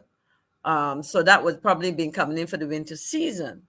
And my recollection, I heard a former student of mine, she works out of the London office of the BTMI, indicate that that is true, Calvin. It really was an attractive port, done up very nicely, and some interesting things to do. But she was mentioning that I think it's 5 days a week that Norse was coming in. But if my information is correct, it does not seem to have been very attractive. I don't know the times that it was coming in. And I raised that because we hear of Airlift. I listened to Mr. Onyema, who is the owner of Peace Air, talking about, this is a Nigerian businessman. Yes. I can tell you that they did they had a charter to Jamaica, to Montego Bay 2 Christmases ago. And I know they're exploring both with the government of Antigua and Barbuda and probably Jamaica and so on, and hopefully with the Barbadian government, because we are the first across the Atlantic before you get to Jamaica, which is, further west and north of Barbados. But he was making the point that he tried for quite a while to get into the UK market. And while they were allowing him in, the times that they were giving him and so on would not have made it attractive for passengers. So, when we hear Airlift, the question that we have to ask ourselves, and I go back to, as Pastor Ferdinand mentioned, Cayman Air, coming from wherever it is coming from, is it a passenger-friendly departure and arrival time? Because if it isn't, people will use other options, and so these are the things. So when we hear Airlift, and Mr. Thorne did correctly ask the question, having invested, because it's going to cost us money, whether it is back of the gate, or I think that was the expression used by the minister, or whether it is some kind of other marketing concession that they're giving, it's going to cost us. And the question is, and this is my question based on, Marcia can relate to this, she's trained in accounting. Where's the break-even point? In other words, at what minimum amount of passengers or percentage capacity of the flight must we have in order to justify the expenditures of whatever nature, at least at the level of government in the first instance, and then the opportunities for business. Because at the end, if you come into Barbados with 16 passengers consistently and you carry 167 or 70 or 150, then you really are not getting off the mark at all. So I think that is another issue on the business of the transportation and so on. I mentioned infrastructure, and I was reminded, and let me see what I think if I can find the exact title of the thing, but I was reminded that last year we had the embarrassing situation of flights coming into Barbados or bound for Barbados, that we had the problem of flights having to divert, and it had to do with the inoperability of the, let me put it simply, not working. And I can tell you what the name of the thing is because I checked with somebody who knows something about airlines, but it has to do with the equipment that you use to, how I would call it, navigating, the descent. Okay. So you have probably some or it's called an ILS. No, the Yeah, ILS. it's in the runway. It's in the runway that guides the aircraft in. Okay, that's what Yeah, it at is. least that's what my son tells me. He did a pilot's license. Oh, okay, well, that ILS, I understand, Yeah. was not working, and therefore the question is has it been fixed? What are the implications? Because at the end of the day, if an airline has to divert, imagine you're a visitor, you've left London, having come from the Midlands or somewhere farther. I don't know the geography of England too well off the top of my head, but that individual had to travel. You go to the airport, a lot of airports require 3 hours check-in, for international flights. You sit on a flight for 8 hours, 8 and 3 is 11 plus another 3 or whatever. And then you start to see the lights of Barbados. And then the pilot says, sorry, ladies and gentlemen, we are unable to land. I remember once, because of bad weather, coming from Trinidad is about 40 minutes away. And because of the weather, we had to circle a bit, so much that we ended up spending more time waiting for the weather to clear.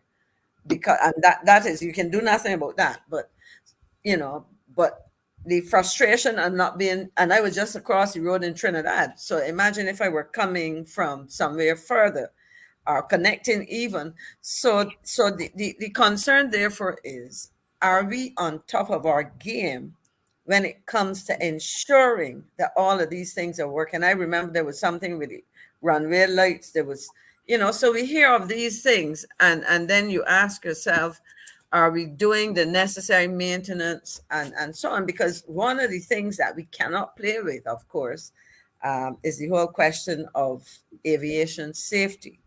And so that's another issue there. I want to say a little bit, and I've noticed somebody describe a tourist being describing Barbados as pop down. And one of the questions, and it is related because it is right next to our newest national monument, which is the replacement for the Nelson statue, and it is across from our very historic Parliament buildings, and that's the old Treasury building. Now, I'm going to raise it from the point of view of tourism, because they say it's probably going to be for housing, and the impression I got from what I heard the Prime Minister speaking about, because it was her that I recall talking about it, that they were looking at accommodations. Now, I want to flag that as something that I really have a problem with. Yeah, and I agree. I'm going to be very, very crass, perhaps. Well, I will put it nicely. But I have traveled through cities where in what I would call lower income housing, where people probably don't have dryers and so on. Now, I would hate, let me start with the locals first. I would hate for the president of this country to turn up for the opening of Parliament, to look across the street Let's see. and see a line of ladies and gents on the wear. I'm Oh, dear sorry. Jesus, no. Sorry. No, but no, I'm serious. As I said, I was going to get real. Oh, No, dear. because when you think about it, That's what was going through my mind. see, grandma's thinking like right, Catherine. Yes. No, but in all seriousness, I mean, I've traveled in Africa, I've traveled in South and Central America, I've traveled across the Caribbean, I've traveled Europe, Asia, and I've seen in high-rise buildings, and I mean, I don't even have to travel. You just Google some of the favelas in Brazil, or you go to a city in Mexico, or you go to Puerto Rico, or you go down, this is real. You go into cities in New York and some of the what they call the projects. And so my question is, do you want that? That's the aesthetics of the thing. But then think about the security issue now of Parliament. It is so close. I mean, you're talking about multiple residents, somebody falling asleep with a cigarette and fire. I'm just asking myself, is that the most sensible use of that building for those purposes? Because to me, my father was a tailor, and he would tell you that to remake, let's suppose Caswell bought a suit and the jacket was a little too big, and he came to my late father. My father would tell you that sometimes doing, what you would call that, refitting, is more complicated than making this outfit from scratch.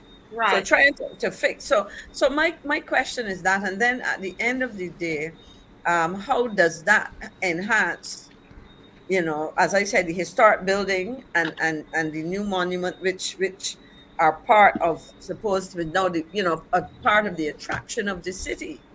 I hear the argument that you want the city to come alive and cities without residents, but the question is where are you going to put them, and why there? That's not retrofitting. That is madness. But maybe Maxine, Maxine, Pastor. Yeah, but The- and the just Pegasus- bear in mind, everybody, Yeah. that we have 5 more minutes in this segment, and Yeah. I know Caswell has something to say. Yes, go ahead. Yeah, I'll be very quick. Brilliant place to put a hotel. Pegasus Hotel in Jamaica is downtown. And a great place to put a conference facility, hotel and conference facility in Bridgetown. And I also thought of the old Ministry of Health on Gemmett's Lane to be renovated into a hotel facility, again, conference facility, because it's a very large property, massive property that the government has.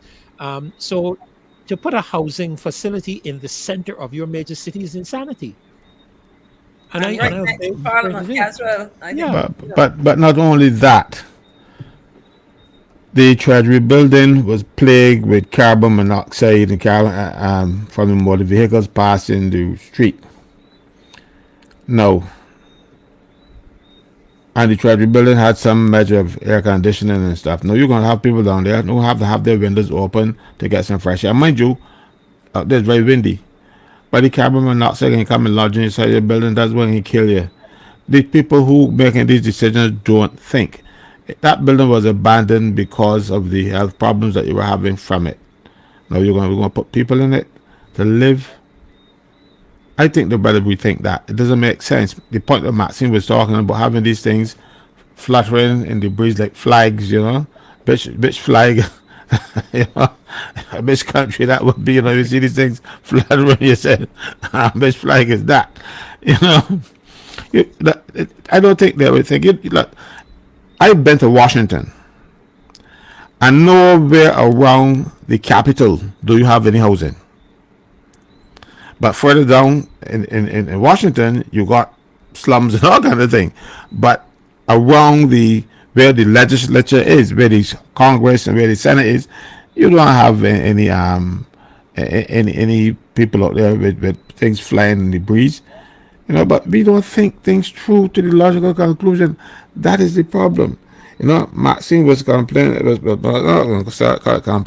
She was talking also about And they made it about Cayman Air. And coming to Barbados with 16 people. You know, if they bring a one people that can be profitable for Cayman Air. Oh yes. Oh yes. Because the government is paying them to come That's here. correct. So they That's can correct. come in here, they can come here with an empty plane and they're That's gonna correct. they're gonna make money.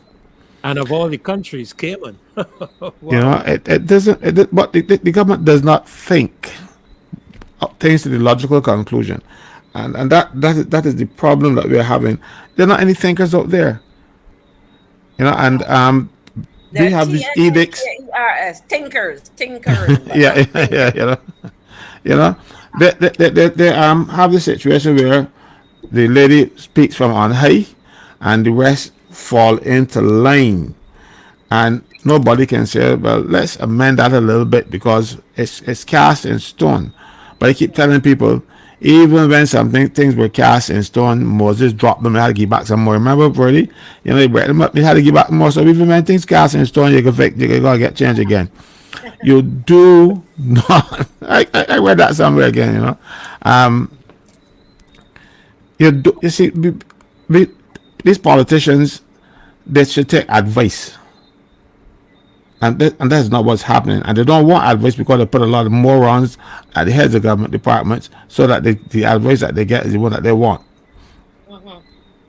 Yeah, so, but again, I want to mention something Maxine talk about. She's talking about sandals, just going to St. Vincent and all kind of stuff. You know, what is the problem with Barbados developing its pumps then? You got sandals, we got pumps. Something, you know, moccasins and something. We have to develop something as Barbadian. But Stuart didn't start sandals a big thing. No. He started in Jamaica and he spread. Instead of trying to look for investment from overseas all the time, we have to do what Barbados built the Hilton and said, well, look, he was doing that to show Bajans that you can make money in tourism just instead of just going on Bashiba and having a few guest houses there and a couple of small ones on the south coast. Barbados showed them how to do it big. But no, what the government is doing now is telling us that if we can get big, we gotta get to somebody outside. And it troubles me that our tourism is our main business, but the drivers in tourism are all non-nationals. Not from here. Even the airports, they don't want to take that national treasure and put it in the hands of the Arabs and the Chileans. You know, and the thing is, the airport has been making a profit. It is that the airport was down in the dumps and they got to do something to revitalize it. They are taking their profit making venture and giving it to somebody else. Why, I do not know. Yeah. Because after they said the airport needed to be refurbished, Kimar said it on this show before, we're making so much money on that water and sewage tax that you can borrow some of that and pay it back. You know what I mean? But no, we're going to get, and we give away the airport for $10 million a year. It does not, the government is not thinking things through, and as a result, we are suffering. And what these businesses do, the money don't end up in Barbados, you know. The most of the money doesn't end up in Barbados. The hotels that have businesses that come from overseas, they collect their money and it's paid in the United States or Canada or wherever the business is. And they send only enough money to pay wages and salaries and pay a little refurbishment every so often. And when they want refurbishment, they get these concessions that the people tell them, I don't join the BW, you ain't gonna get. So what happens? Even like for the service charge, they steal that. The cybercrime bill has already passed. Sorry. You know? So they steal the thing. So don't get me wrong. The union, Barbados Workers Union, when they were crying about that, they're crying about the truth. But they really want to fix it is to get government to fix it for them, which is wrong. But the government always does things wrong. Yeah. But we have a minute left in this segment. yeah. And Well, let Maxine wrap up her stuff then, so we can yeah. proceed. Yeah. No, And then well, right. So, I just want to quickly say, yeah, just sorry. for 1 minute, Ms. Yeah, McLean, no, and then we're I gonna was leave just some quickly time at saying the end. Okay. that what we really have to do beyond patting ourselves on the back is to put some thoughts into how we can enhance our competitiveness, recognizing that at the end of the day, if we fail to do that, we're going to find ourselves in some very serious trouble, because until we find alternatives to certainly boost tourism, the foreign exchange earnings from tourism, we will continue to be over reliant on the sector. Yes. Thank you, Ms. McLean, and we're looking forward to you coming back on. As the estimates are going on, she's our Estimator. she's our estimator, resident estimator. So she will be on again. Good night, Kimar. I've asked Kimar to come in tonight to talk about the infested drinking water tanks at the SSA, and I asked him to deal with this matter. And I know Mr. Franklin will pick up when he's finished, because this has to do with workers and conditions of workers. But because it specifically is about infested water, I thought that I would ask Kimar to speak to this tonight. Good night, Kimar. Good night, good night, everyone. Good night to you, Marcia. Hi, Maxine, Good night. Good Jasmine, night. Pastor Ferdinand, Again, to the members of the loyal opposition. Very happy to be here yet again.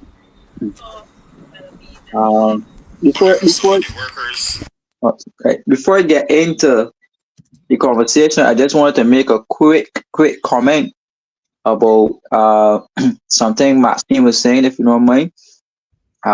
It has to do with the fact that they are reporting that hotels are making record profits after the COVID-19 crisis. I just want to remind the entire show that the government was the one who guaranteed those hotels revenues by setting up these hotels to be quarantine centers, and the government was pumping millions of dollars into these hotels without a check or balance, because we don't know up to today how much money the government pumped to these hotels to be giving them money to have COVID patients in them, on top of the fact that you had $300 million in the best program going to these hotels unaccounted for, right? So they need to be audited and the financials published so that we could better understand where those record profits are coming from in an underperforming economy, because every report that came out on tourism indicated that it was underperforming, still has not recovered. So how can you be getting record profits in an underperforming economy? So something is definitely not right there. Water. I this thing about the water and sanitation, right? This is a whole lot of issues connected here. But this does not have anything to do specifically with the water authority. But it has a lot to do with the fact that the tanks are harboring infestations in them. So I believe that there should have been a regular cleaning of those tanks. That has not been occurring. Those the drinking water for staff at those places should be undergoing tests on a regular to ensure that it is of quality. That has not been happening. The main union that represents a lot of the sanitation workers are the National Union of Public Workers, the NUPW, and they have been floundering as it relates to representing those sanitation workers. And I say that because if you remember the garbage and sewage tax, trying to find the breakdown here for it that will tell you how much money is supposed to be going to sanitation and how much money is supposed to be going to water authority.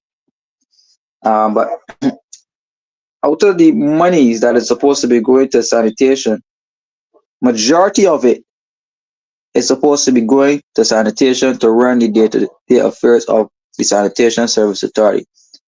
However, it has been reported And even the workers have been told that the conditions that they exist under is as a result of the fact that the water authority has not been paying over the component of the garbage and sewage tax to sanitation, right? Ask the leadership of the unions, they could come and make a statement tomorrow and they cannot refute what I'm saying, that the NUPW knows full well that the water authority has not been paying sanitation that component of the garbage and sewage tax. And the leadership of the NUPW is telling the workers that they can't get proper lunch rooms and they can't get hazard pay because sanitation workers have not received hazard pay, right? Because of the same reason. So we said it on the show before. The general manager of the Barbados Water Authority admitted in the Nation newspaper that he was taking up the garbage and sewage tax to run the Barbados Water Authority unbeknown to any minister or without any type of permission, right? So you have a tax which is not supposed to be collected by Water Authority, by the way, because no SOE like Water Authority is supposed to be a revenue collection agency, so that is illegal. So you have the illegal collection of the garbage and sewage tax by Water Authority, and then you have illegal spending occurring by the general manager by his own admission, not mine. He said it, that he was taking out the money. So as opposed to transferring the money over to sanitation so that those sanitation workers could have proper working conditions, better drinking water, right? Because it's a crying shame that the water, and why are the workers drinking all the tanks in the first place, right? You should have running water with pipes, with a proper building and systems. But you know what? This puts me in the mind that Dr. Dennis Law, may the Lord rest his soul, built a luscious building over at Vaucluse there, right? And the government called it, they use some term that you can't occupy or so. But there was this logic going around that that building was too good for sanitation workers. And I'm starting to believe that this particular administration has no regard for those sanitation workers, because how can you have people working in those type of conditions? The sewage tax is enough to be able to take care of all of the problems that sanitation has, along with the Barbados Water Authority as well. They are making so much money in taxes, right? They are borrowing so much loans. But I will say this right now, and you will see it come to light. They are setting up the Sanitation Service Authority to be privatized, much like how they're doing it with the Barbados Water Authority. Right? And the NUPW, or the minister responsible for sanitation, who I think is Medic, who has completely disappeared from the politics of this country. I've not seen or heard about the Medic since the Auditor General brought that issue on him involving the corruption in his ministry. Hey.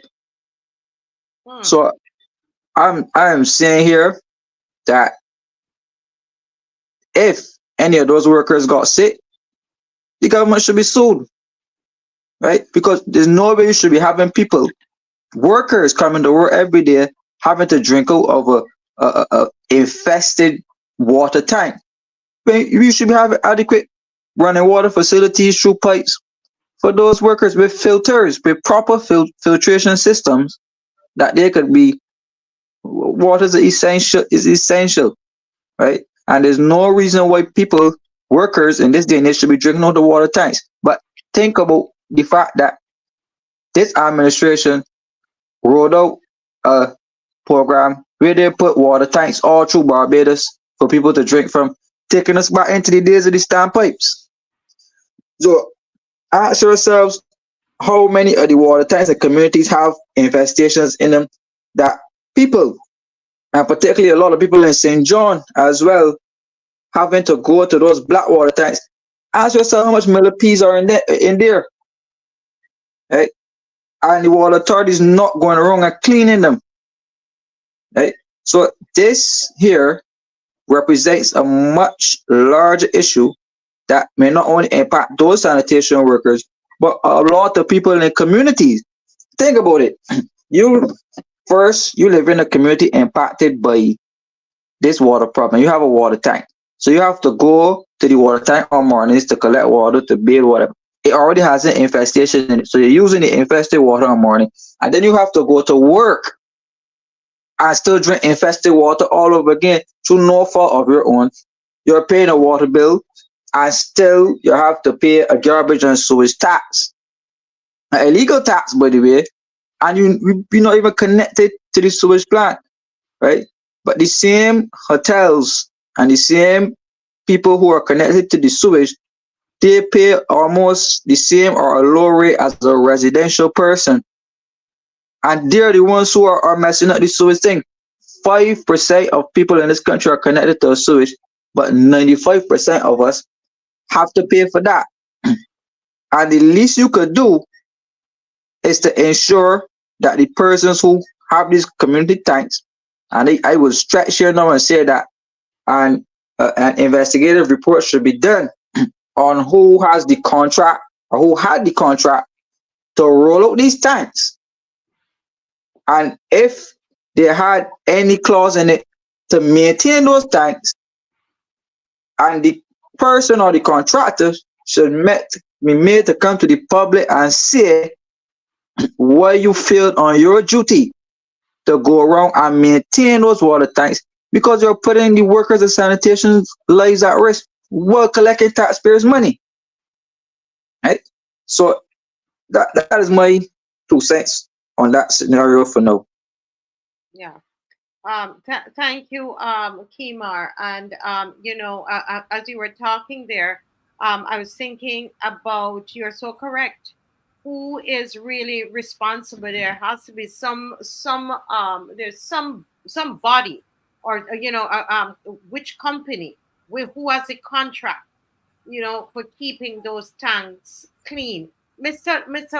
Franklin, I would love for you to jump in because I was looking at it, preparing for class today when I saw it, and I thought, are these workers with Unity Workers Union?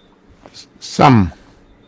Okay. As a matter of fact, if you look at the video, you would see the guy speaking. He is one of my representatives there, and it took my representatives to lead the charge because nobody else was doing it for them. We are not the most representative union at Sanitation as we are at BRA, but in both cases they try to keep us out.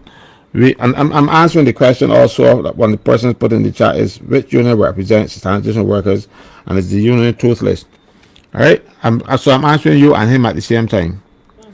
All right, the workers have been bringing the attention of these conditions to management, but they treat the workers at sanitation like the garbage that they collect, and you have to and they don't seem to be represented properly by either the two units, because the other two units have members there, and that is why you see that there was a mass exodus last year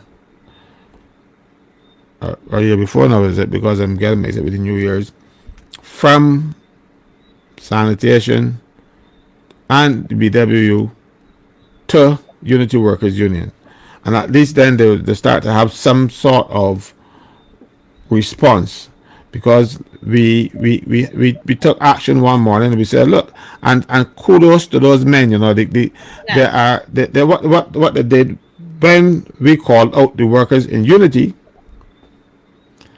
The fellow said from the other union came out and said, oh, we can support our brothers, so no trucks left the yard that morning. You just don't, all you have to do to create chaos in this place is sanitation not to work, because people believe that they're not worth it. But if not for them, this place would be worse than it is now. It'd be a place. But they don't have the necessary equipment. They don't treat them well. You hear the conditions at the landfill where the workers have to endure. Similarly, at the metal dump, the floor of the staff facility fell in after a few weeks or something. It's just dropping. You know, they build all kind of foolishness for these people. They don't treat them well. And I remember the only general manager I've treated them well for a long time. There was a guy called, but manager, don't call him general manager, was a fellow called Stanton Alling, and they decided they're going to fire him, you know. Well, the workers stopped working as soon as they heard. They left his trucks on the road. They said they fired my boy because he looked out for them. He provided facilities for them. Since he is gone, they brought back 2 retirees to run sanitation now. One is Miss Jones, who is Roger Ford's sister, the attorney at law who does all the government's work, them no rather than let the solicitor general do the work. His sister, and another fellow, retired guy called Nichols, he's 70 somebody years old. We have people who are trained, who are qualified in solid waste management, and what they do to make their lives miserable. Some of them to put them to work on a desk. You don't work on a desk when you're doing solid waste management. And bring back retirees who really ain't got no real training in the area. They just happen to be in the right place at the right time, and their parties were in power when they got promoted and that kind of thing. You weren't given the actual people. You take and then and what you do, then you bring Al Padmore and to be a talking head, and so he talks pretty, but nothing really happens for the workers. We have a situation at the cemetery. I'm talking about all of the sanitation, all over the place, where these guys get paid for digging graves, and they are assigned a grave, and they dig, and 4 to 5 feet later down after they dig, they'll find that the body that has been using that grave and finished using it yet, and they go carry it back over and go and dig another one. You know, they don't get paid for that work. And you go in and find a body that has not been decayed. Then when they say the body ain't finished using it yet, you usually open the grave about 5 years or so later. But some people persist, and they decide they may want to left this earth too fast, and down there the body is still decaying. And when you open the grave, you find a decaying body, and they refuse to pay them for digging up 5 feet of grave.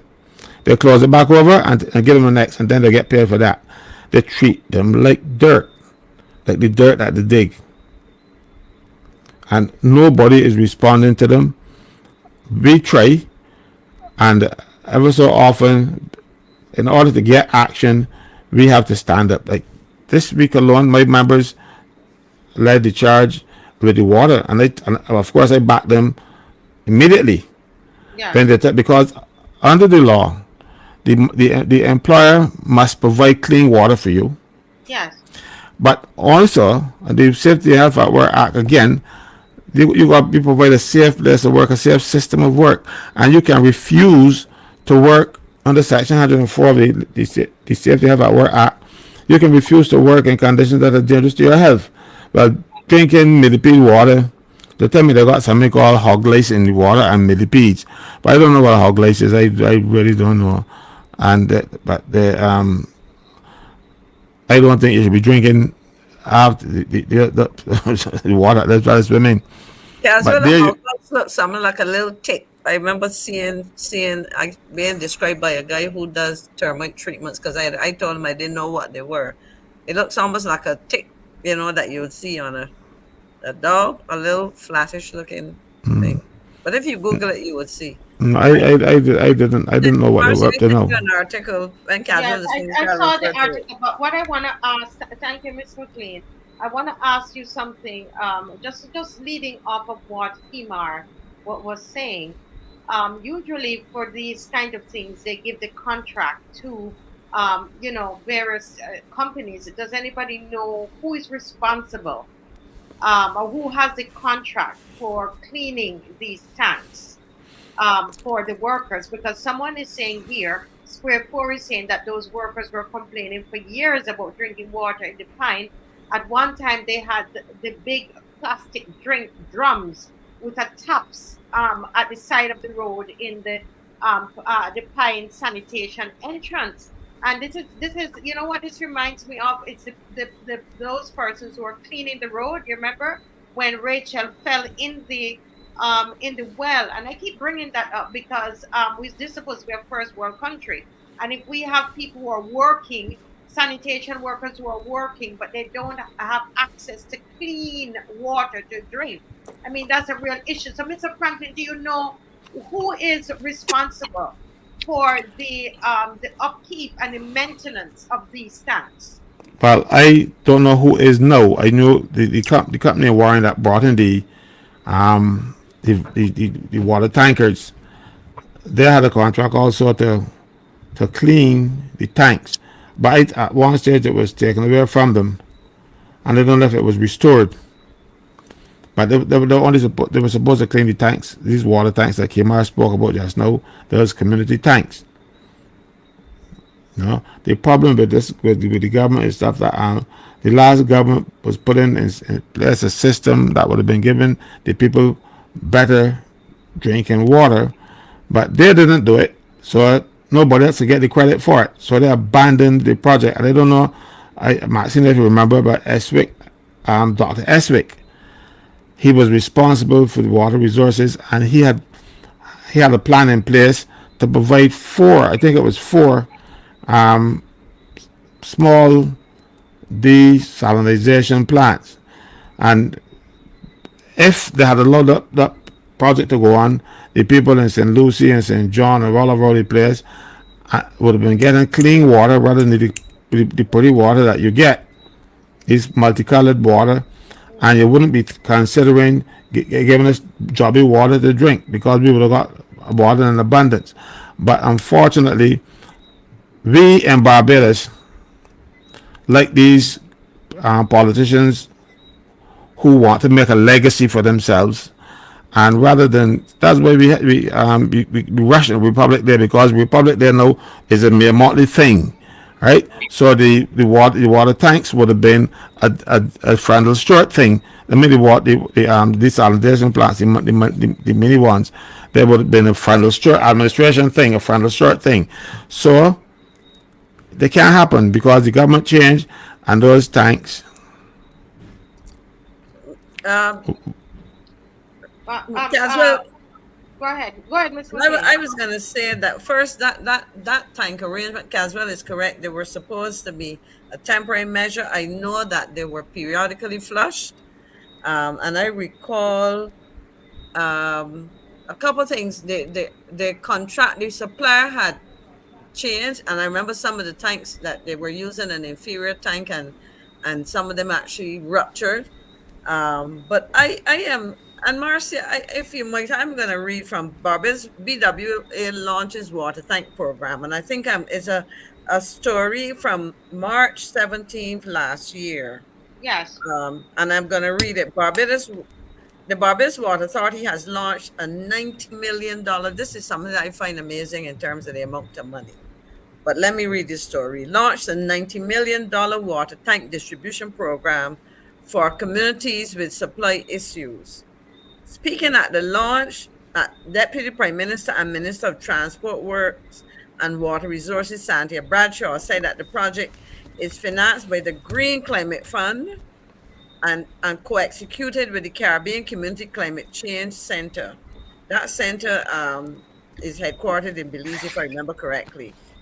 And there's attached here a voice message I listened to, but I'm just trying to work out $90 million, how many tanks that can purchase, whether there's a maintenance contract. That sounds like a lot of money, but I'm gonna do some research on this and looking at the financing and see if I can find some. And I was trying to see if I could find, but as I said, I know that there were arrangements that it was supposed to be a temporary thing while they did those mini plants that Caswell referred to.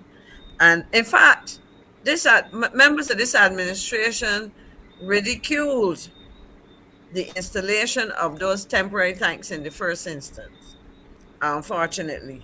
But as I said, it was part of a bigger plan, while at the same time you had the mains replacement program going on and so on, and the cell plants were intended to try to get water to some of those areas that have traditionally been faced with problems during faced with problems because it is only dry season.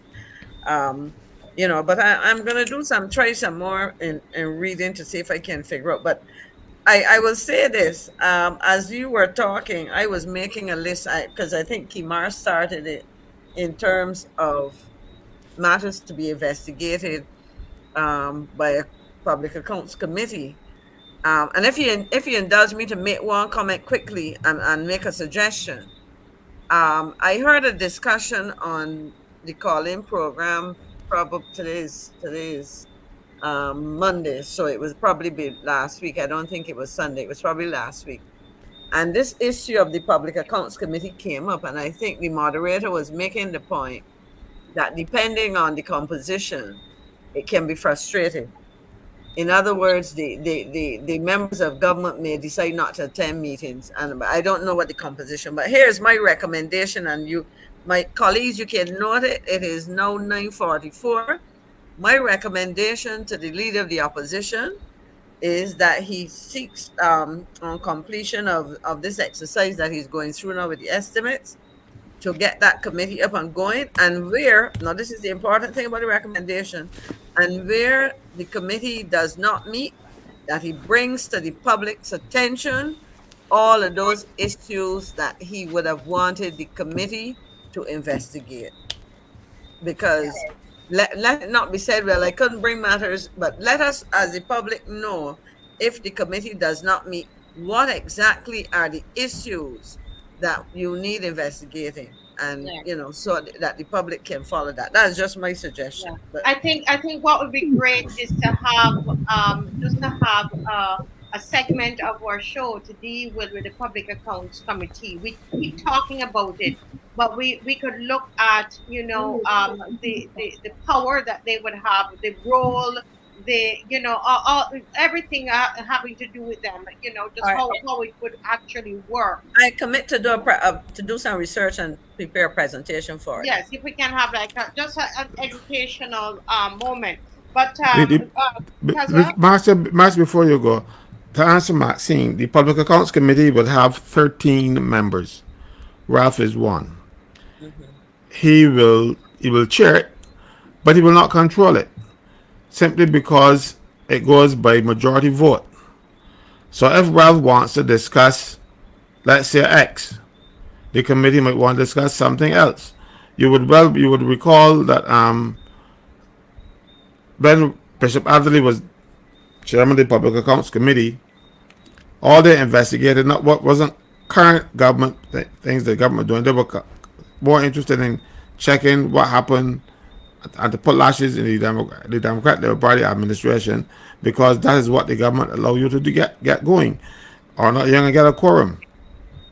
It's as simple as that. They did transport board, they were doing all kind of stuff. I was a member of the Public Accounts Committee, but then when they did transport board, I had to recuse myself because I knew more about the transport board because of having some membership there, and I was representing one or two of the people who would have been involved, so I couldn't be taking instructions from them and then questioning them before the Public Accounts Committee.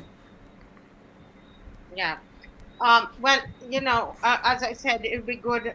Thanks for that, Mr. Franklin, but we could go into it a little more. Mervyn Marius is saying Barbados has been lauded worldwide for systems best practice standards, but standards are at an all-time low at all levels.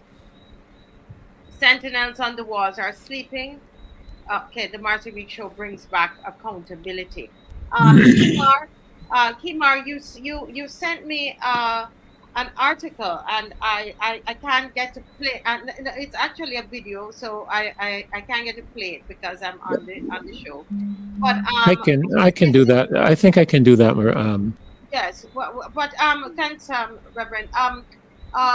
Kimar, is this something that was on the evening news? It's saying that the Minister Marsha Cadell is saying that there should be a pause on the cybercrime bill until all of the necessary players, not players, but everybody, unless there's a meeting of all the interested, parties, is that the stakeholders.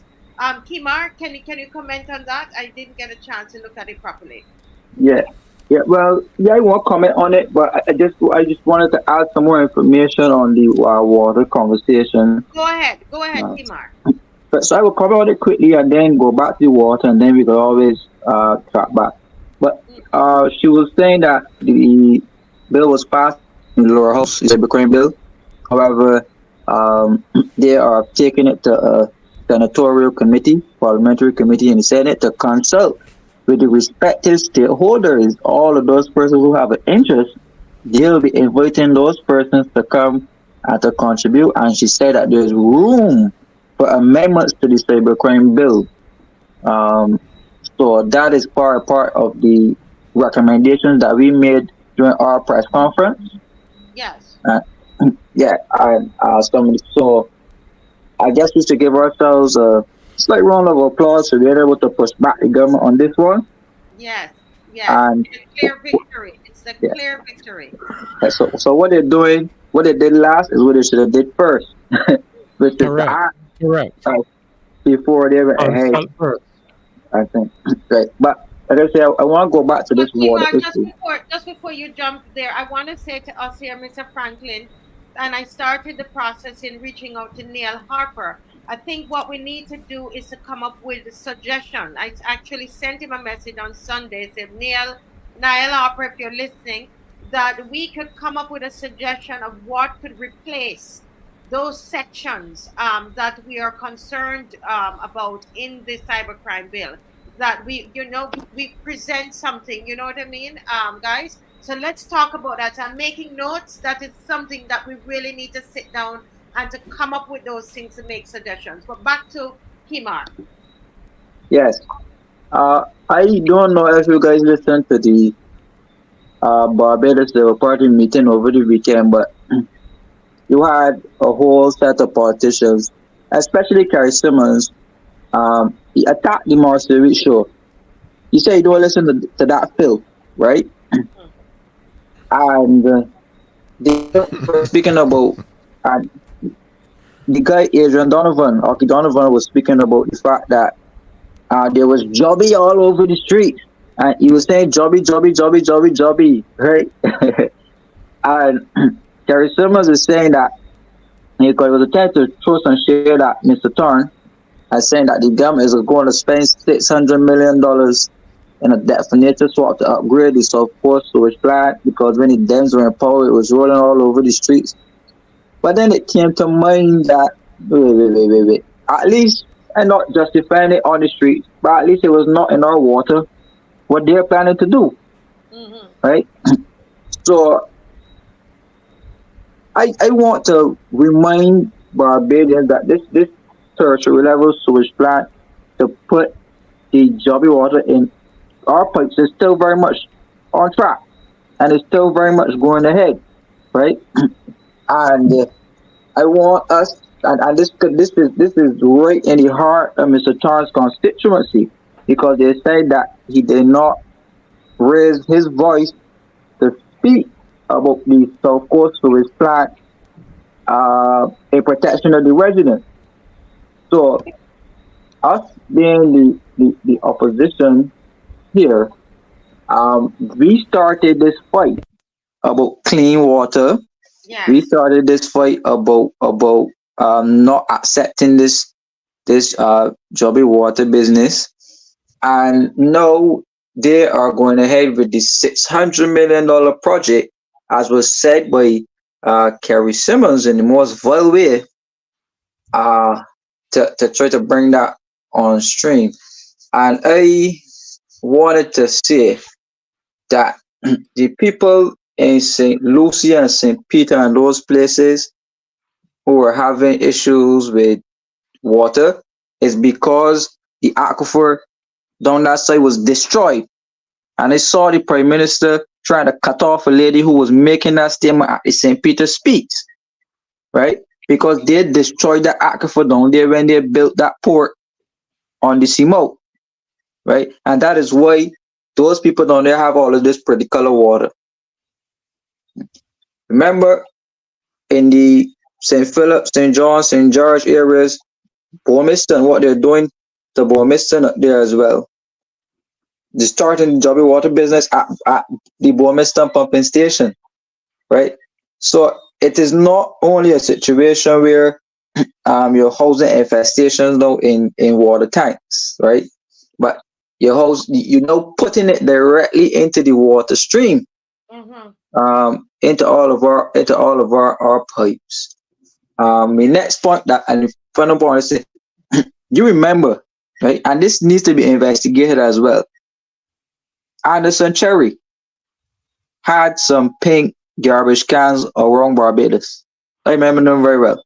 And as soon as the government changed, Cherry's garbage cans were completely removed because he said that he wanted to put one of those pink garbage cans outside everybody's house to be able to do recycling and to collect that waste to do recycling. That was Anderson Cherry's vision. When the government changed, the government gave somebody else that contract, and they gave every resident in Barbados a free garbage can. Right? $8 million. $8 million for those garbage cans. Right? And up to now, we have no idea really of any transparency and using the Sanitation Service Authority to be doing things like that. So I am saying here that we need to see the contract about those garbage cans, and we also need some greater transparency both at Water Authority and Sanitation, because the government has been using those entities to be issuing out contracts to contractors, and Lord knows how many kickbacks are coming back this way. So if Mr. Cherry could come and tell us what happened, because he has a story about it, what happened there about with those garbage cans, you will see that this thing has started from the very dead beginning. Yeah. But Maxine mentioned something about that $90 million contract for the tank. These tanks. Maxine don't understand how this thing works, you know. But that $90 million contract, $10 million will go to tanks, and $80 million will go to consultancies. Well, I did a quick calculation. Maxine, I think you're muted. I did a quick calculation because you said $90 million. Is that right? $90 million for the project. $90 million. I checked at Carter's and Company Limited online. A 1,000-gallon ribbed water tank is $970. Even at retail, that would be about 92,783 households if you go with one tank per household. Where's my tank? I have no idea. No, but you see, that is what. But that's if you have one tank per household. No, I know that, and it isn't intended for that many households, I'm sure. Yeah. In fact, how many households are there in Barbados? That's another question. There used to be about 104,000. It's probably somewhere in that area. Years ago, we did a statistical research in terms of ministry, and there are about 104,000. That would have been about 4, 5, 6 years ago. I don't know what it would be now. Well, I mean, let me say 100,000, even 105. What percentage of those households need tanks? Because it says the project talked about. Let me go back and find it. You know, I don't think it was envisaged that all of these people would need. I mean, you know, it was supposed to be in those areas that were having challenges. But that's an important question. What has become of that? How much money has been spent? Has been spent in that? What's the breakdown, households? as Caswell said? Yeah. How much money went to the acquisition of tanks? Is there a contract to maintain them? Because, as I said, that the whole issue of flushing those tanks was part of the arrangement. Yeah, it's a whole thing. As I said, people. We need to have people who are going to investigate these kind of things, look deeper into. You know, if this was America, and the journalists would be all into this. All over this. They'll be all over this. All over this right now. They'll be able to tell you what kind of diseases that you can those workers might be able to capture, to have because of drinking that water. Being exposed, being exposed to that kind of water, etc. And this is the kind of work that is needed, here in Barbados. Now, before we close, there is another somebody saying something. I'm Not me. sorry. Okay, before we close, there's another issue that that I wanted us to look at, but it's 2 minutes to we just raise it here, and then we will go into it a little more on Wednesday, God willing. But this is about this digital is a poll. Tower. Tower, the Tower. digital tower. The Yes. digital tower. I know we can only just mention it right now because we've gone. The time is gone, and to see if this is something that we can look into, because it'd be interesting to know why did digital feel so empowered that they could go and put up a tower and did not get permission to do it. And I must commend Marsha Cattle for speaking the truth of what she found. Because sometimes they cover up this thing. But Minister Marsha Cattle, at least she said, no, they did not get, they did not Permission. have permission. Excuse me? No, No, I thank- said- I was saying, when you have relatives that run these companies, when you're in the cabinet, you got relatives that run these companies, you could do almost anything in Barbados. You got to check that part out. Who's the CEO at Digital? The wife is it what? of the surname is Abrams. Well, I Her mean, sister. these things are facts. So you're saying, Yeah, these are facts. Her The, name um, is I don't remember her first name, but she's Mrs. Abrams. okay. So so these are things that this is what I'm saying. If you have investigative journalists, they will look into these kinds of things, and this is why the government would want to tell Barbadians not to watch this show, because we are seeking to uncover these things. And I tell you, we're going to do some research into that and get back to you, because it's interesting to know why would the CEO, and would this be a decision for the CEO to make? Would it be is that person the final decision maker as it relates to these kinds of ventures, Ms. McLean? I don't know. I presume that they have technical people who would identify the location, but the location should be informed by a management policy, given the concerns. So I can't say who is the final decision maker, but if you are CEO, you're the top of the totem pole, so you have ultimate as I said, the buck stops somewhere and it stops at the top. But So I didn't even know who was the CEO. I just know to myself, why would a company feel so empowered? And these are just questions that I'm asking. Why would a CEO, who is Natalie Abrams, why would they make such a decision? And what are the repercussions of that? Are they No, just going to be told, okay, now you can apply now that we found out? no, I will step back and ask a couple other questions. Question one: how many such towers has companies set up? When have they set them up? What was the procedure for one, determining location? Is there a requirement to get approval? When as far as I know, you have to get approval for those things, but I will ask the questions nevertheless. Is there a requirement? Two, can the company furnish us with evidence that they applied for and or received or were rejected in terms of an application for permission to install? What do you do in relation to the persons who either live, work, have to in the proximity of that? Do you just plunk it down and go along, or do you inform the residents and so on? I mean, is this something where there's prior consultation or basically prior informing and so on? Because I don't know. I am sure I've heard at some point in the past of some issue with towers, windmills, and so on.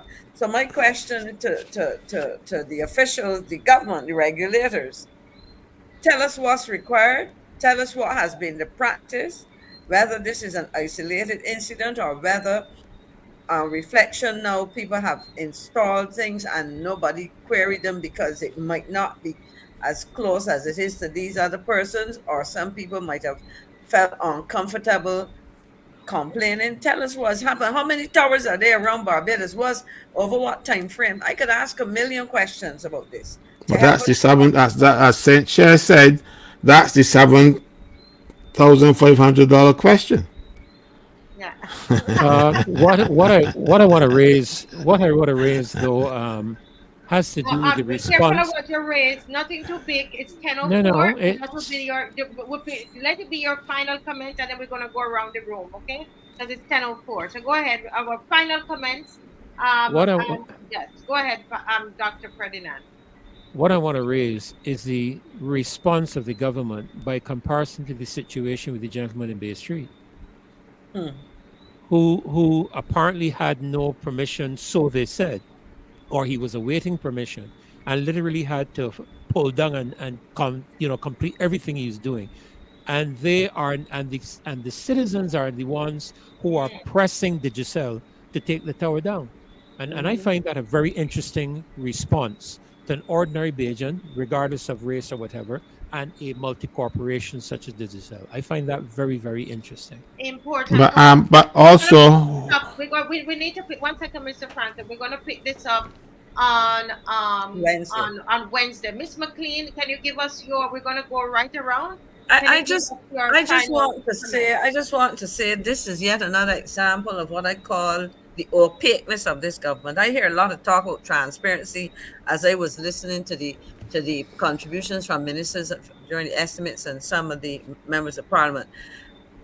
Every time you look around, there is another example of how things are not supposed to be done, and it is ridiculous now. And I think a lot of these things demand explanation and action to correct them, because it is as if people figure that they can just go ahead and do what they like. Over to you. Yes. And someone here is saying subscribers should cancel their digital services. We're going to deal with that straight up on Wednesday and make that a big part of our show on Wednesday. Kimar, what are your final thoughts as we close tonight? Yes, well, it's a very dangerous precedent when you can have someone so connected to the government, being the wife of a minister at the helm of a communications company. We sat through this with Sunderland and the hospital. I know we are going through this. We went through it with Marsha Cadell and her spouse. I know we're going through it yet again with Abrams and his spouse. But it is rather dangerous now when you have someone at the helm of a communications company at the time when we are speaking about the Cybercrime bill and threats to information. That's right. Wow. That's right. Interesting. That's right. Very interesting. So it leaves us to wonder how easy it is for the government to trespass into the digital, given how that Cybercrime bill was written, and it says that you can fine and charge Flow and digital fines if they don't comply and all of that. You ask yourself how easy it was to get agreement, right? You see how easy it could be to get an agreement for Digicel to sign on to this Cybercrime bill. Right. So these type of conflicts of interest don't go well for the people of Barbados. I'm not suggesting malpractice on behalf of an individual, but what I'm saying is these type of creeping infractions are what we are seeing coming out. These things you need to pay closer attention to these, and further investigations to be done, and persons should be investigated. Well, I wouldn't put Darwin to investigate anybody, but I'm saying the anti-corruption unit should be investigating these type of infractions. And there's too many times where the spouses of these government officials control very important positions in government. And at the end of the day, we see the people turning out to be worse off when these things happen. Yeah. Thank you, Kimar. Somebody's saying, Kimar, there's an orgy of nepotism in this government. Yeah. Um. Yeah. And oh boy, I tell you. But before Mr. Franklin General gives us his final word this evening. Let me just say that tomorrow on Wednesday. Boy, y'all get me excited. I would love to have a show tomorrow to deal with this digital matter. But on Wednesday's show, Glenn Murray, he's going to analyze the topic. Is the BLP the big business party? He's going to look at the origins, history, and truth of that statement. Excuse me, the BLP, the big business party, is the BLP the big business party, and Glenn Murray is going to look at the origin, history, and truth of that. And I promise you, we're going to have to dig deep more into this tower that could bring cancer and all kinds of things to our people in this country. And this is what they have to endure. And as far as I'm concerned, that tower needs to come down. It needs to come down. The tower needs to come down like the Tower of Babel. You hear I tell you? Yeah. And we are going to focus on that on Wednesday. Over to you, General. Well, all I will say to you about the tower and this thing is people are talking about Abrams and stuff, but don't busy yourself going along that line. No pun intended. What is the pun? Don't busy yourself going along that line. You must understand who controls the CEO. Who are the major investors in digital? That's what you should be busying yourself with. Yeah. That is the question you should be busying yourself with. And then you would see what is really happening in Barbados. And that will and get busy on it. And that will help you to determine, why they're using kid gloves. If we were a fella in the point who are not little samplers to sell chips and chicken on a Friday night, they would pull down ever since. But busy yourself with those kind of things rather than try to go into every other avenue.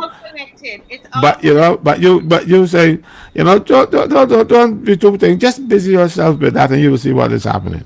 Now, good night, all. I hear Freddie talking about puns. I am not very good at English. There was a pun. Well, it depends on what you busy yourself with.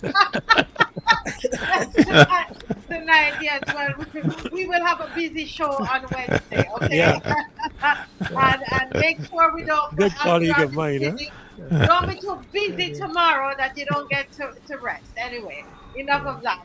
Guys, thank you so much for coming, for being on tonight. Let me just acknowledge our panel. Thank you to Rose Corbin for that amazing presentation. Oh, wow, yes. Really, really great. Sorry she had some technical issues there. But thank you so much, Rose, for the research that you did and the presentation. Thank you very, very much, Ms. McQueen, for coming on to speak about tourism. Himar, for your presentation.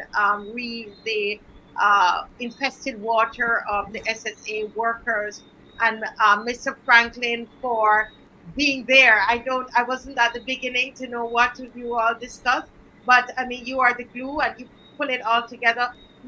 Dr. Ferdinand, thank you so much for being our able moderator and pulling it all together at the beginning. I peep on the show and the people were like fire. So I thank you for bringing the fire tonight.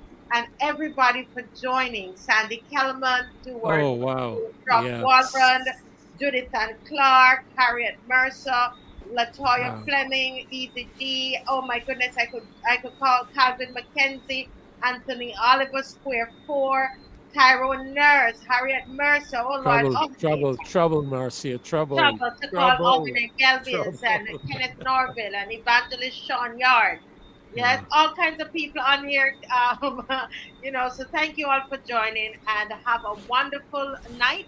And we're going to see you on Wednesday, and it's going to be fire on here on Wednesday. All right. Bless you all. Have a good night. Bye-bye. God bless. Bye-bye. Bye-bye. All right.